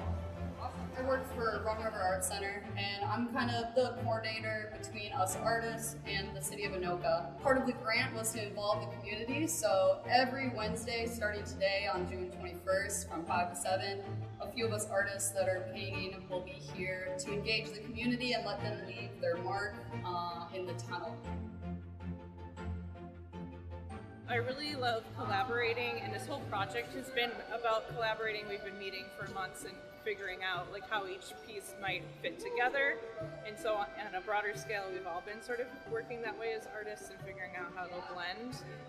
But then my son is also an artist, he's 7, and helped me paint the rock art and mural as well, and it was just kind of magical to have their touch added in there. I'm probably going to work it in different ways. It might not look exactly how they did it, but I'm interested in having the community sort of, you know, add their touch and feel like they're a part of it.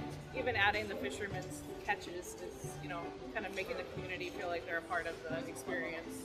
The last tunnel mural lasted for 10 years, so there is a high expectations for this one to last even longer. So keep an eye out for the artist painting throughout the summer, and make sure to take advantage each Wednesday to leave your mark in the mural before it's too late. And as this is happening simultaneously with the Anoka Concert Series and Farmers Market right next door, there will never be a shortage of ways to get involved with the community this summer.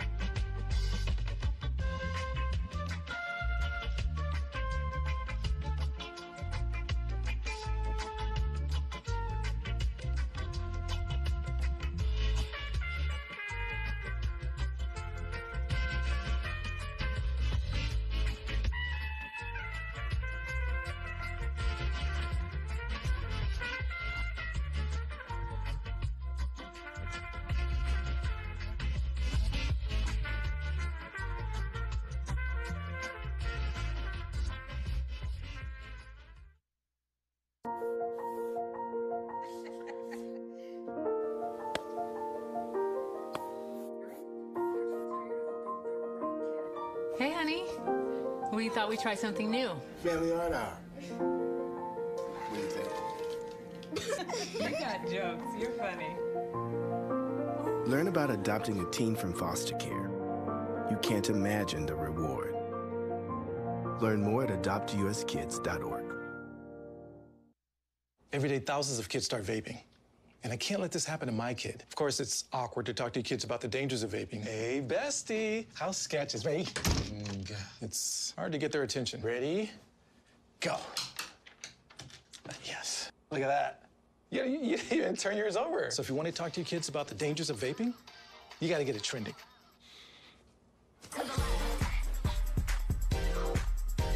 No, you're doing it wrong.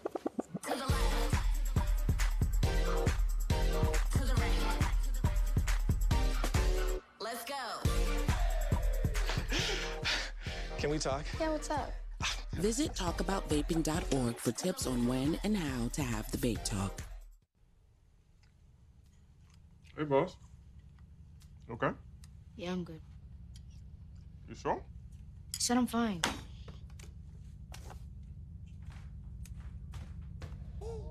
Since I was little, it was only like me and my parents. You think you created family out of characters?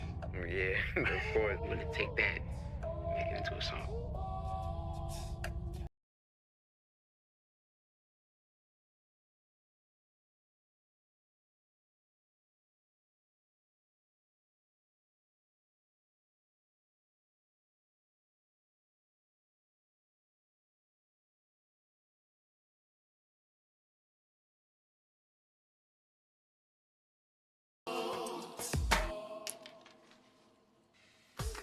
Hey, son.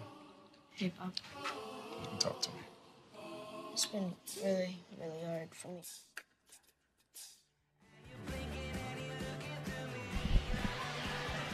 We are at the Andover Community Center. Thursday night boys hockey, first home game for the Andover Huskies, and they've doubled up the AC Wings here, 6-3, getting ready to go to the third period along with Jim Childs. I'm Jim Erickson, and Jim, let's take a look at what happened in that second period.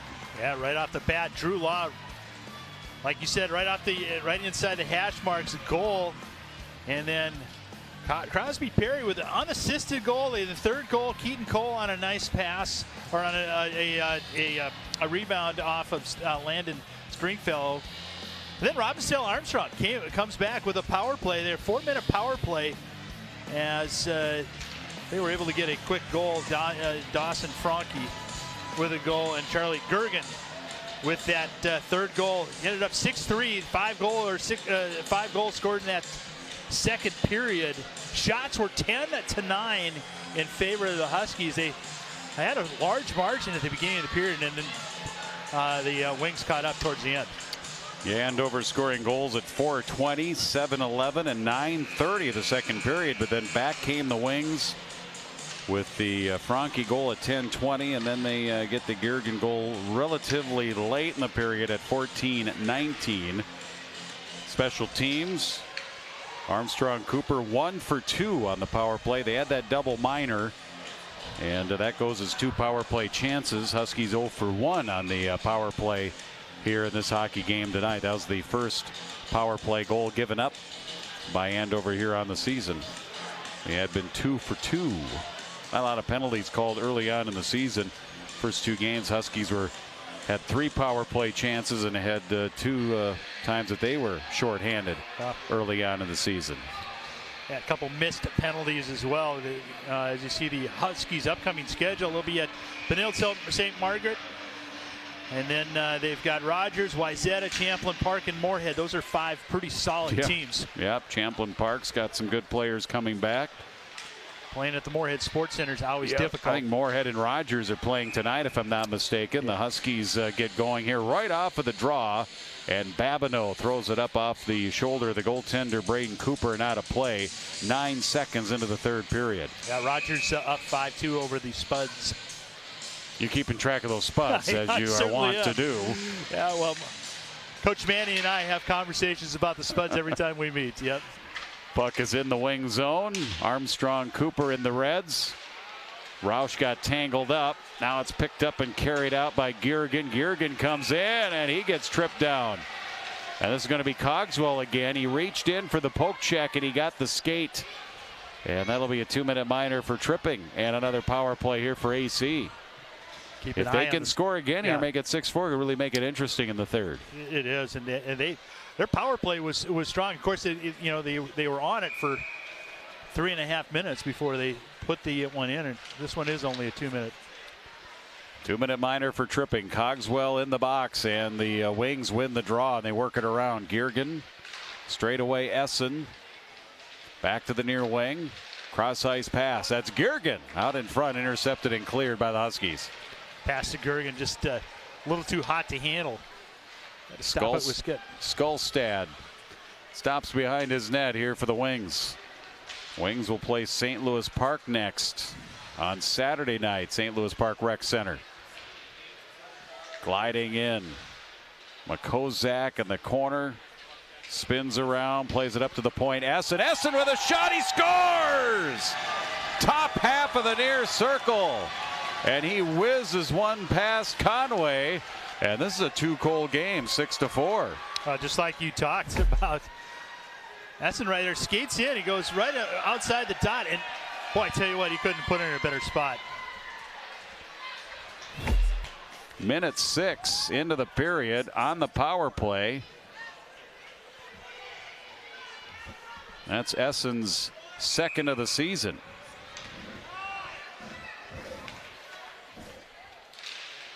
We're getting to that touchdown and extra point area again. Second power play goal of the night. Well, penalties can hurt, and Cogswell took the penalty, and Essen ends up making the Huskies pay for it.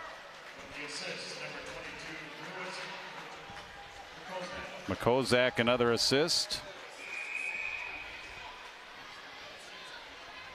And Armstrong Cooper, give him credit. 2 for 3 on the power play tonight. Shots are 25-17. And the faceoff in the Andover zone. Now we got that 2-goal lead here for the Huskies. Cogswell up but not out. Kept in at the point. Nice job, McCozak. Hands it off in the right wing. Franke, his shot blocked. Getting in the way, Pardo back behind the net. Rogers ends up in low. Casey Rogers, 2-goal game against Chanhassen. And they'll come out back to the wings at center, and they'll reset. From their own zone, the long feed by Dayton Franke, the defensive half of the Franke brothers. But Cogswell comes in, tried to shoot it through a screen, then he gets the rebound after it was blocked off the leg of Jangula. And the Huskies maintain possession. Munley dumps it in, swung around, waiting for it, Keaton Cole. Cole scored his first career goal here tonight. One of the 6 for Andover. But it's been 3 unanswered, scored here by the wings. Shot from way out off the pad. Juicy rebound comes up to Murphy. Then Murphy centers to Cole.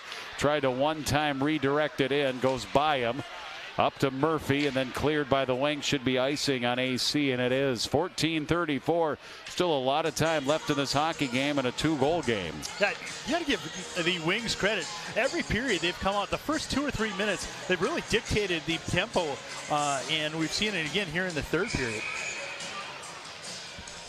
Left wing draw, Keaton Cole. Not listed as a center, but taking some draws, and he wins it, pulls it back to the D. And the shot, Belisle had it blocked, ends up behind the net. Munley makes a move down the wing, down to the corner. Defenseman jumping into the play, puts on the brakes. Now he looks to center, lost it off the end wall. Murphy comes down, finds it at the half wall, and then bounces off the glove. Wings trying to push it out, and they do with a glove. But the Huskies are the next to touch it, so they'll continue along. Munley jumps across the line. He's surrounded immediately here on the near side of the rink. 3 minutes into the 3rd period. Shots are 26-17 in favor of Andover. As AC trying to be the next one to score. They tried to cherry pick Cook all the way down in a stretch pass. Huskies would have none of that. They intercept and then they dump it in. A couple times we've seen the skater out deep. Wings have it intercepted, picked off by Caleb Gore. 4th line getting some time out there. Gorowski, Nadeau, and Gore. And zigzagging behind his net, Logan Gaddy. AC plays all 3 sets of their D. The long feed for Girgin out of his reach, icing. Good idea there, but just out of the reach of Girgin. We'll go back and join Braden Cooper here in the wing zone with a face-off after the icing. Huskies have been strong in that neutral zone. That's probably why they're trying to stretch it out a little bit. Stick side here of Braden Cooper. Henry Dimich and Ben Smith were the 2 goalies last year. Dimich was the main goalie. 8, 13, and 2. The 4.96 goals against. Both of those goalies last year were seniors and have moved on. And here tonight, Braden Cooper trying to keep Andover right at 6, give his team a chance to come back. Back and forth along the end wall. Good battles along the wall between these 2 teams. Here Westman comes away, tries to walk out on the far side. Cooper was right up against that puck.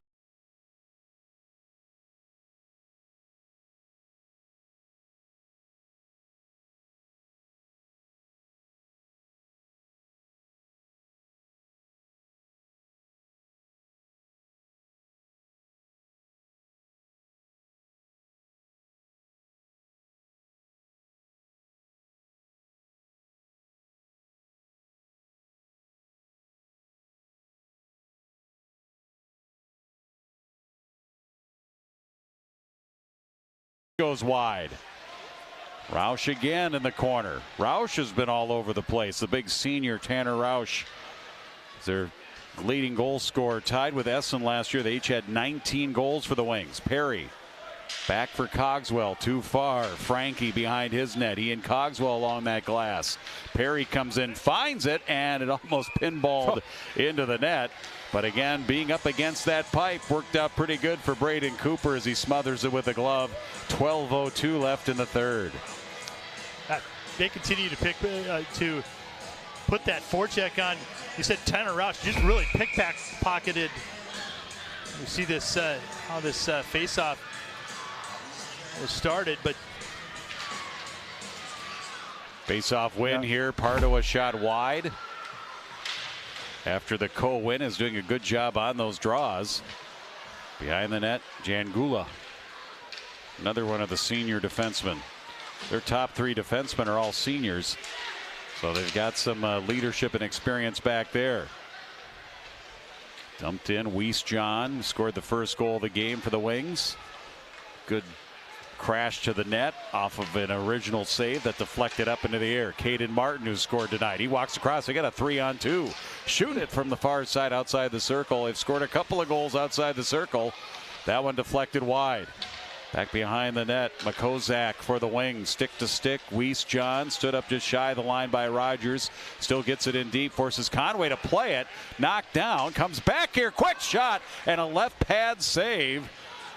As Conway was behind the net and had to get back quickly in time to make the pad save on Weiss John. Well, he's been trying to be active with that stick. And he got caught on that one. Andrew Morgan, one of those senior defensemen.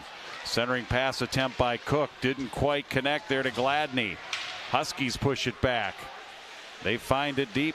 Gorowski behind the net. Puts it out in front. Kicked around in amongst the skates. Conway makes the save. And then a rebound attempt ends up going wide. As Westman ended up on the ice. He's the one who sent it wide. Sullivan a shot. Deflected up over the crossbar and off the end wall. Huskies trying to get that 7th goal. They center. Gorowski just out of his reach. Back on the left side. That shot blocked. Rebound. Law back out in front. They score. That was redirected. And we'll see if Law gets it or was somebody out in front. 7-4 Andover. It's Weston. I don't know. I don't know if it hit his. It looked like it hit a skate, but Weston first one through the line. Yeah, Weston. Yeah. Let's see here. Law may have been Weston. Hard to tell. He was in the fray there. He was. And there was a lot of fray out there in front. Lots of bodies out in front of Braden Cooper. And Huskies have back a 3-goal lead at 6:47. If it is Weston, that would be his first of the game and first of the season. 7 goals on the board here for the home team. Under 10 now left to go, third period, and what's been a wild one. Gaddy, Cogswell up and out. And they got a 2-on-1 here if they hurry. Coming in a Stringfellow to the net. It slides all the way in. And Cooper is ready.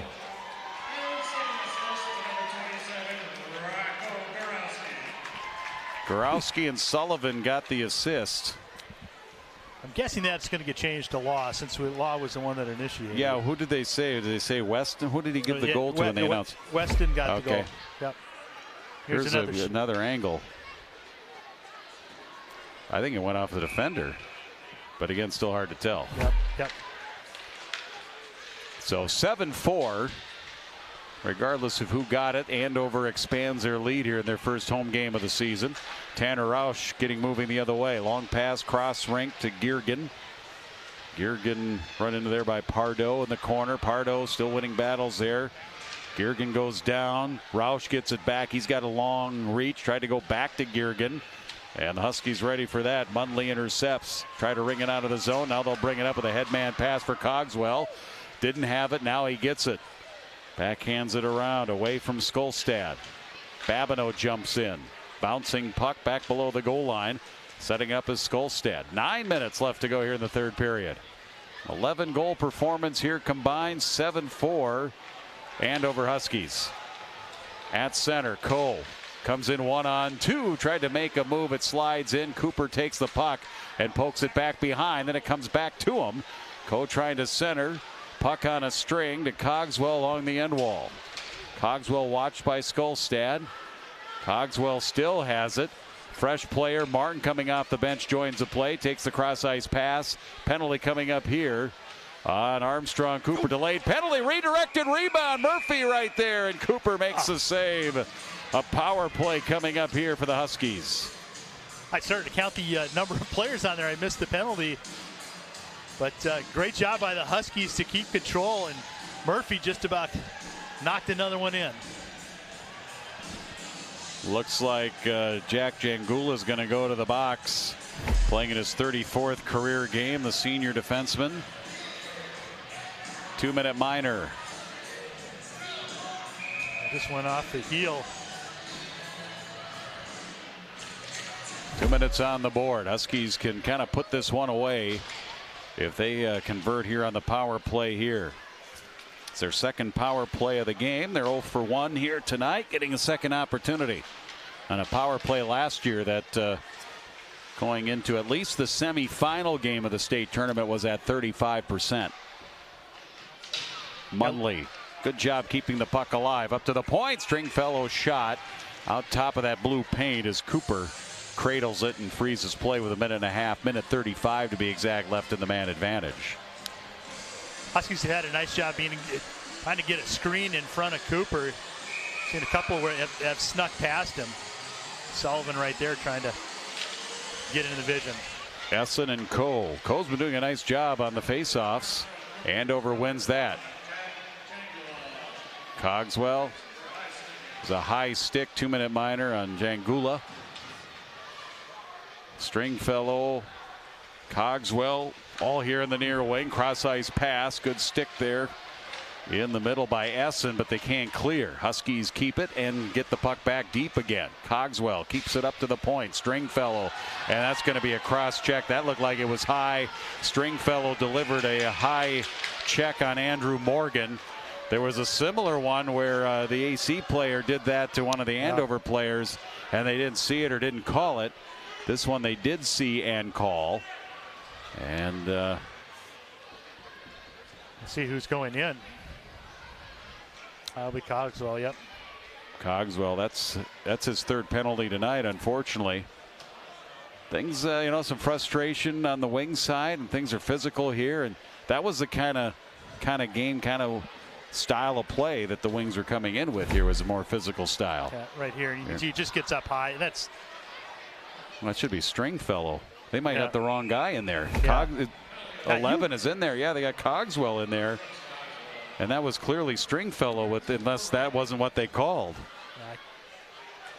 Well, maybe that was a. It should have been called. Right. Well, we, of course, have the benefit of the instant replay, of course, here. Our fine cameramen and our fine folks working in the truck. Cameramen and camera women, of course. As AC's got a chance to cut this back to within 2 on the power play here. Of course, we're 4-on-4 for right now. And we're 38 seconds away from a wing power play. Skating 4-on-4 for another 30 seconds. Skating out top, Makozak. Right side, Gaddy got stood up, still forced to play that puck in deep. Roush trying to outmaneuver Law. Pardo comes down as well in the corner. Huskies still not yet out, and now Law does fling it out to center. Gloved and dropped by Gaddy. Gaddy has it poked away. Murphy trying to attack the other way. He went down. Now the head man coming in, Yeager. Yeager centers, intercepted right onto the stick of Perry. Perry up out to center for Murphy. Meanwhile, the Wings are at full strength, and they've got a 54-second power play from right now. Rogers up ahead, Martin. Martin got clipped there by Essen. Physical play is getting turned up here. Coach Manning talked about how physical this team is, and they are big. I mean, they are have good size. Skolstad a little past Essen. Also trailing the play there was Weiss John. 30 seconds left here for AC on their little mini power play. His shot up high, hits the glass, then the back of the net, and then it comes to the doorstep. Centering pass was on his backhand side. Weiss John circles back to the point. Now down the wall. He takes a low angle shot, pulls it to the forehand. That was off the body of the goaltender Conway, tipped out of the zone and then cleared by Andover. That'll pretty much do it here for the Wings power play. So both teams got a little power play out of that. Both teams failed to score. Andover 0 for 2 on the power play. Wings now 2 for 4. Babineau with a steal and a shot blocked. Going down and paying the price. Jangula, the defenseman, ends up back to the point. D to D, Belisle. Belisle wrist shot blocked. This time Essen. Race for it the other way. Belisle to it first.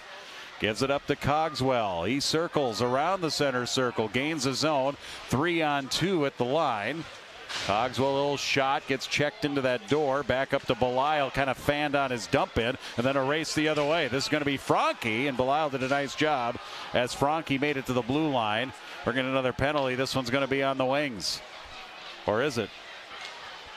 Oh, the referee's his arm was up, and that's the confusing part of high school because the referees can call icing and call offside.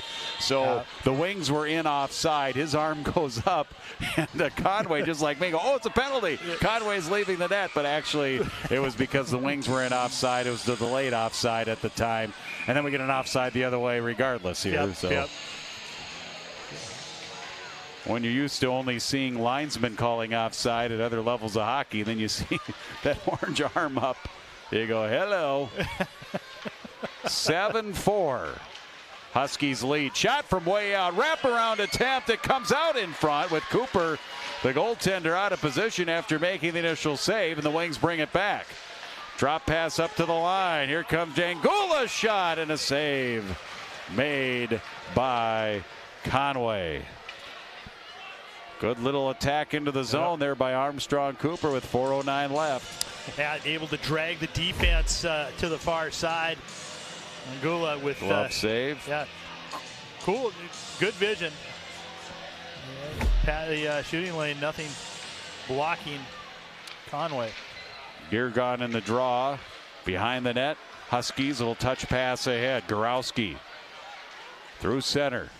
Comes across with Gore going to the net, and he got a stick on it, maybe the shaft of his stick, and directed it wide of the far post. Rebound Wings. Bank pass didn't connect to Girgon. Goes past him. No icing. Conway touches at the side of the net. Under 4 remaining here in the third period. Up to the point. Morgan. Intercepted Huskies. Little flip for Law by Gore.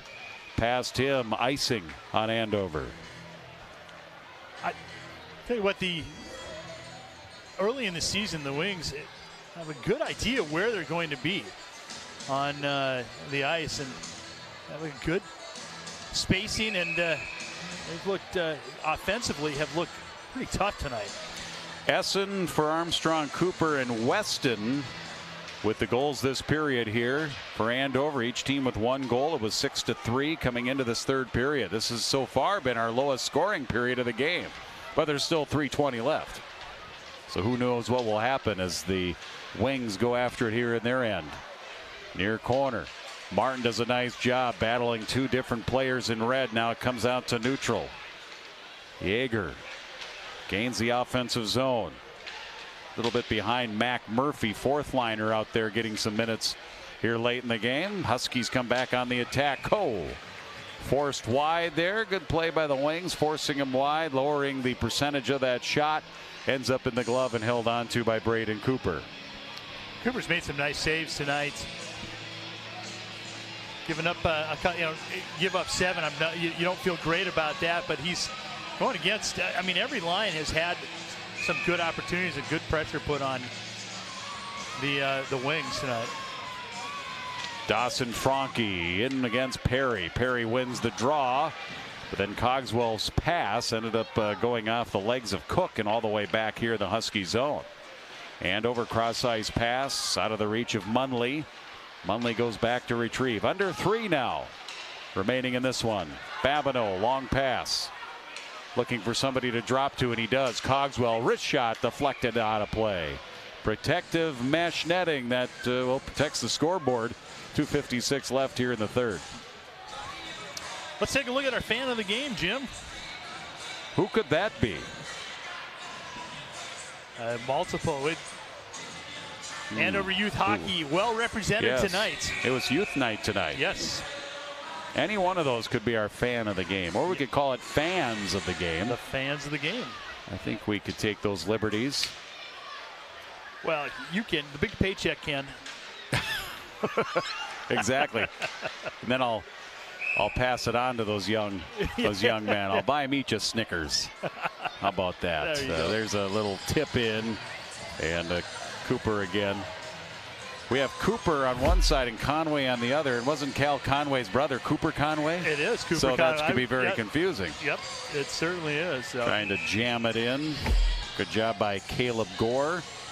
Applying the heat here and trying to seal the deal for the Huskies. The more that they possess the puck here in the wing zone and keep the pressure on, the more likely they're going to maintain this 3-goal lead and come away with a win here tonight in their home opener and conference opener against Armstrong Cooper. This pass originated from the red line and misses to Girgin, and will come back with an icing on the Wings. Wings' upcoming games are at St. Louis Park Saturday night, at Providence Academy Tuesday, and then they host Blaine. Armstrong Cooper, they play at the New Hope Ice Arena. They'll host Blaine on Thursday, a week from tonight. That'll be a good challenge to Blaine. Bouncing back. Pardo jumps in deep here for the Huskies and backhands it around to the corner. Coe fights with Jangula. Jangula ends up with it.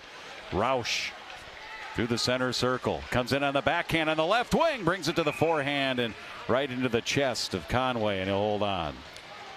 Well, you had mentioned earlier how he's made an impact tonight. Roush again really created his own opportunity. Skated around Pardo, put it onto his forehand. Good quick skater, long strides, makes up a lot of ground. Got to the scoring area quickly. And this face-off fought for in the corner as we near 2 minutes left. Huskies stick to stick for Cogswell. Cogswell stood up at the line, but look at him keeping with it, and he scores! What a play by Brooks Cogswell. Looked like he was going to lose the puck. And he gets it back. He just sticks with it, and he makes it 8-4 Huskies.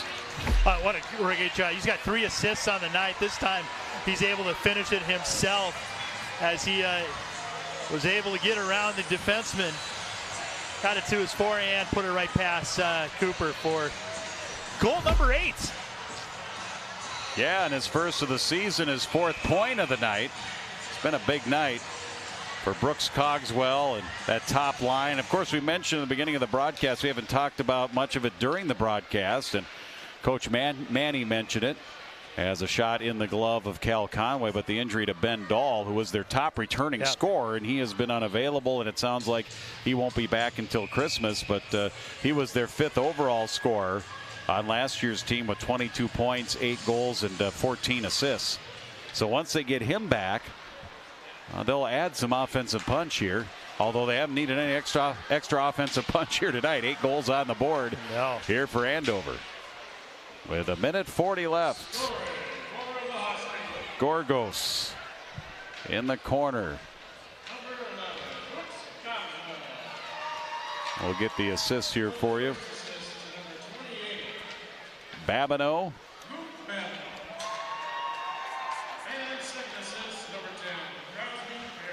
So Perry adds an assist along with Babineau. Cogswell's first of the season. Mentioned a 4-point night tonight with the Huskies coming back in. Gorowski.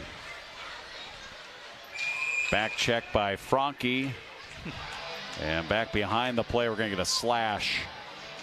And it looks like a frustration penalty here against Armstrong Cooper. Waiting for the penalty box to open. Dawson Franke, and he will step in and take a seat with 1:08 left to go, 3rd period. You know, it's amazing how many calls are done by the back umpire in front when they've got a referee right in front. I think sometimes, though, when you're further out, you got just a better view and you can see everything. True. Sometimes you're up close, things don't look the same. Everything looks violent when you're up close.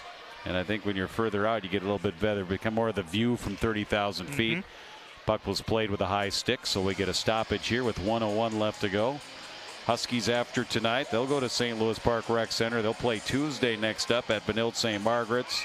They go to Rogers, and will be a big battle there in the Northwest Suburban Conference a week from tonight. We've got a number of Husky games for you here on QCTV. Looking forward to the winter sports season just getting underway, Jim. It is. basketball, I believe, starts next week. Huskies power play, their third of the game. Out in front, and Perry scores. Wonderful feed by Jack Murphy, and he's got the hat trick. He had one in the first, one in the second, and here's his third goal of the game. Way to go, Crosby Perry. 9-4. Yeah, 2 assists. Add to that 2 assists and 5-point night. 16-18 time of the goal. Perry's 4th goal of the season, gives himself the hat trick. He scored the goal at 16:10 of the first. The unassisted goal is 7:11 of the second, and now here in the final minute, power play goal for Perry. That makes Andover here 1 for 3 on the power play in the game tonight. 30 seconds now left. And back comes Westman. Westman gets behind, takes a shot, deflects high. Goalie Cooper got a piece of that and then up over the crossbar. Weston made a bid for a goal. 9-4 Huskies. Gore with a check keeps it in. Weston, nice move, centers. Gorowski right back to Weston. And he ends up face first in the net. Puck missed the net, but Weston ended up in the net, and there's the horn, and it's a Husky win. Home opener, youth hockey night here tonight. And the Huskies get the victory, your final here tonight, 9-4 in favor of Andover. Kind of wild one here, back and forth again. At one point, this was a 6-4 game. It was, and Huskies came out in the second half of the second period and really just took it over. Now, last year, top line, a lot of goals, over 108. 13 points up from this top line in this game. Very impressive. Of course, they'll get Ben Dahl back a little bit later, so a nice victory here tonight for Andover. They go to 2-1 on the season, 1-0 in conference play.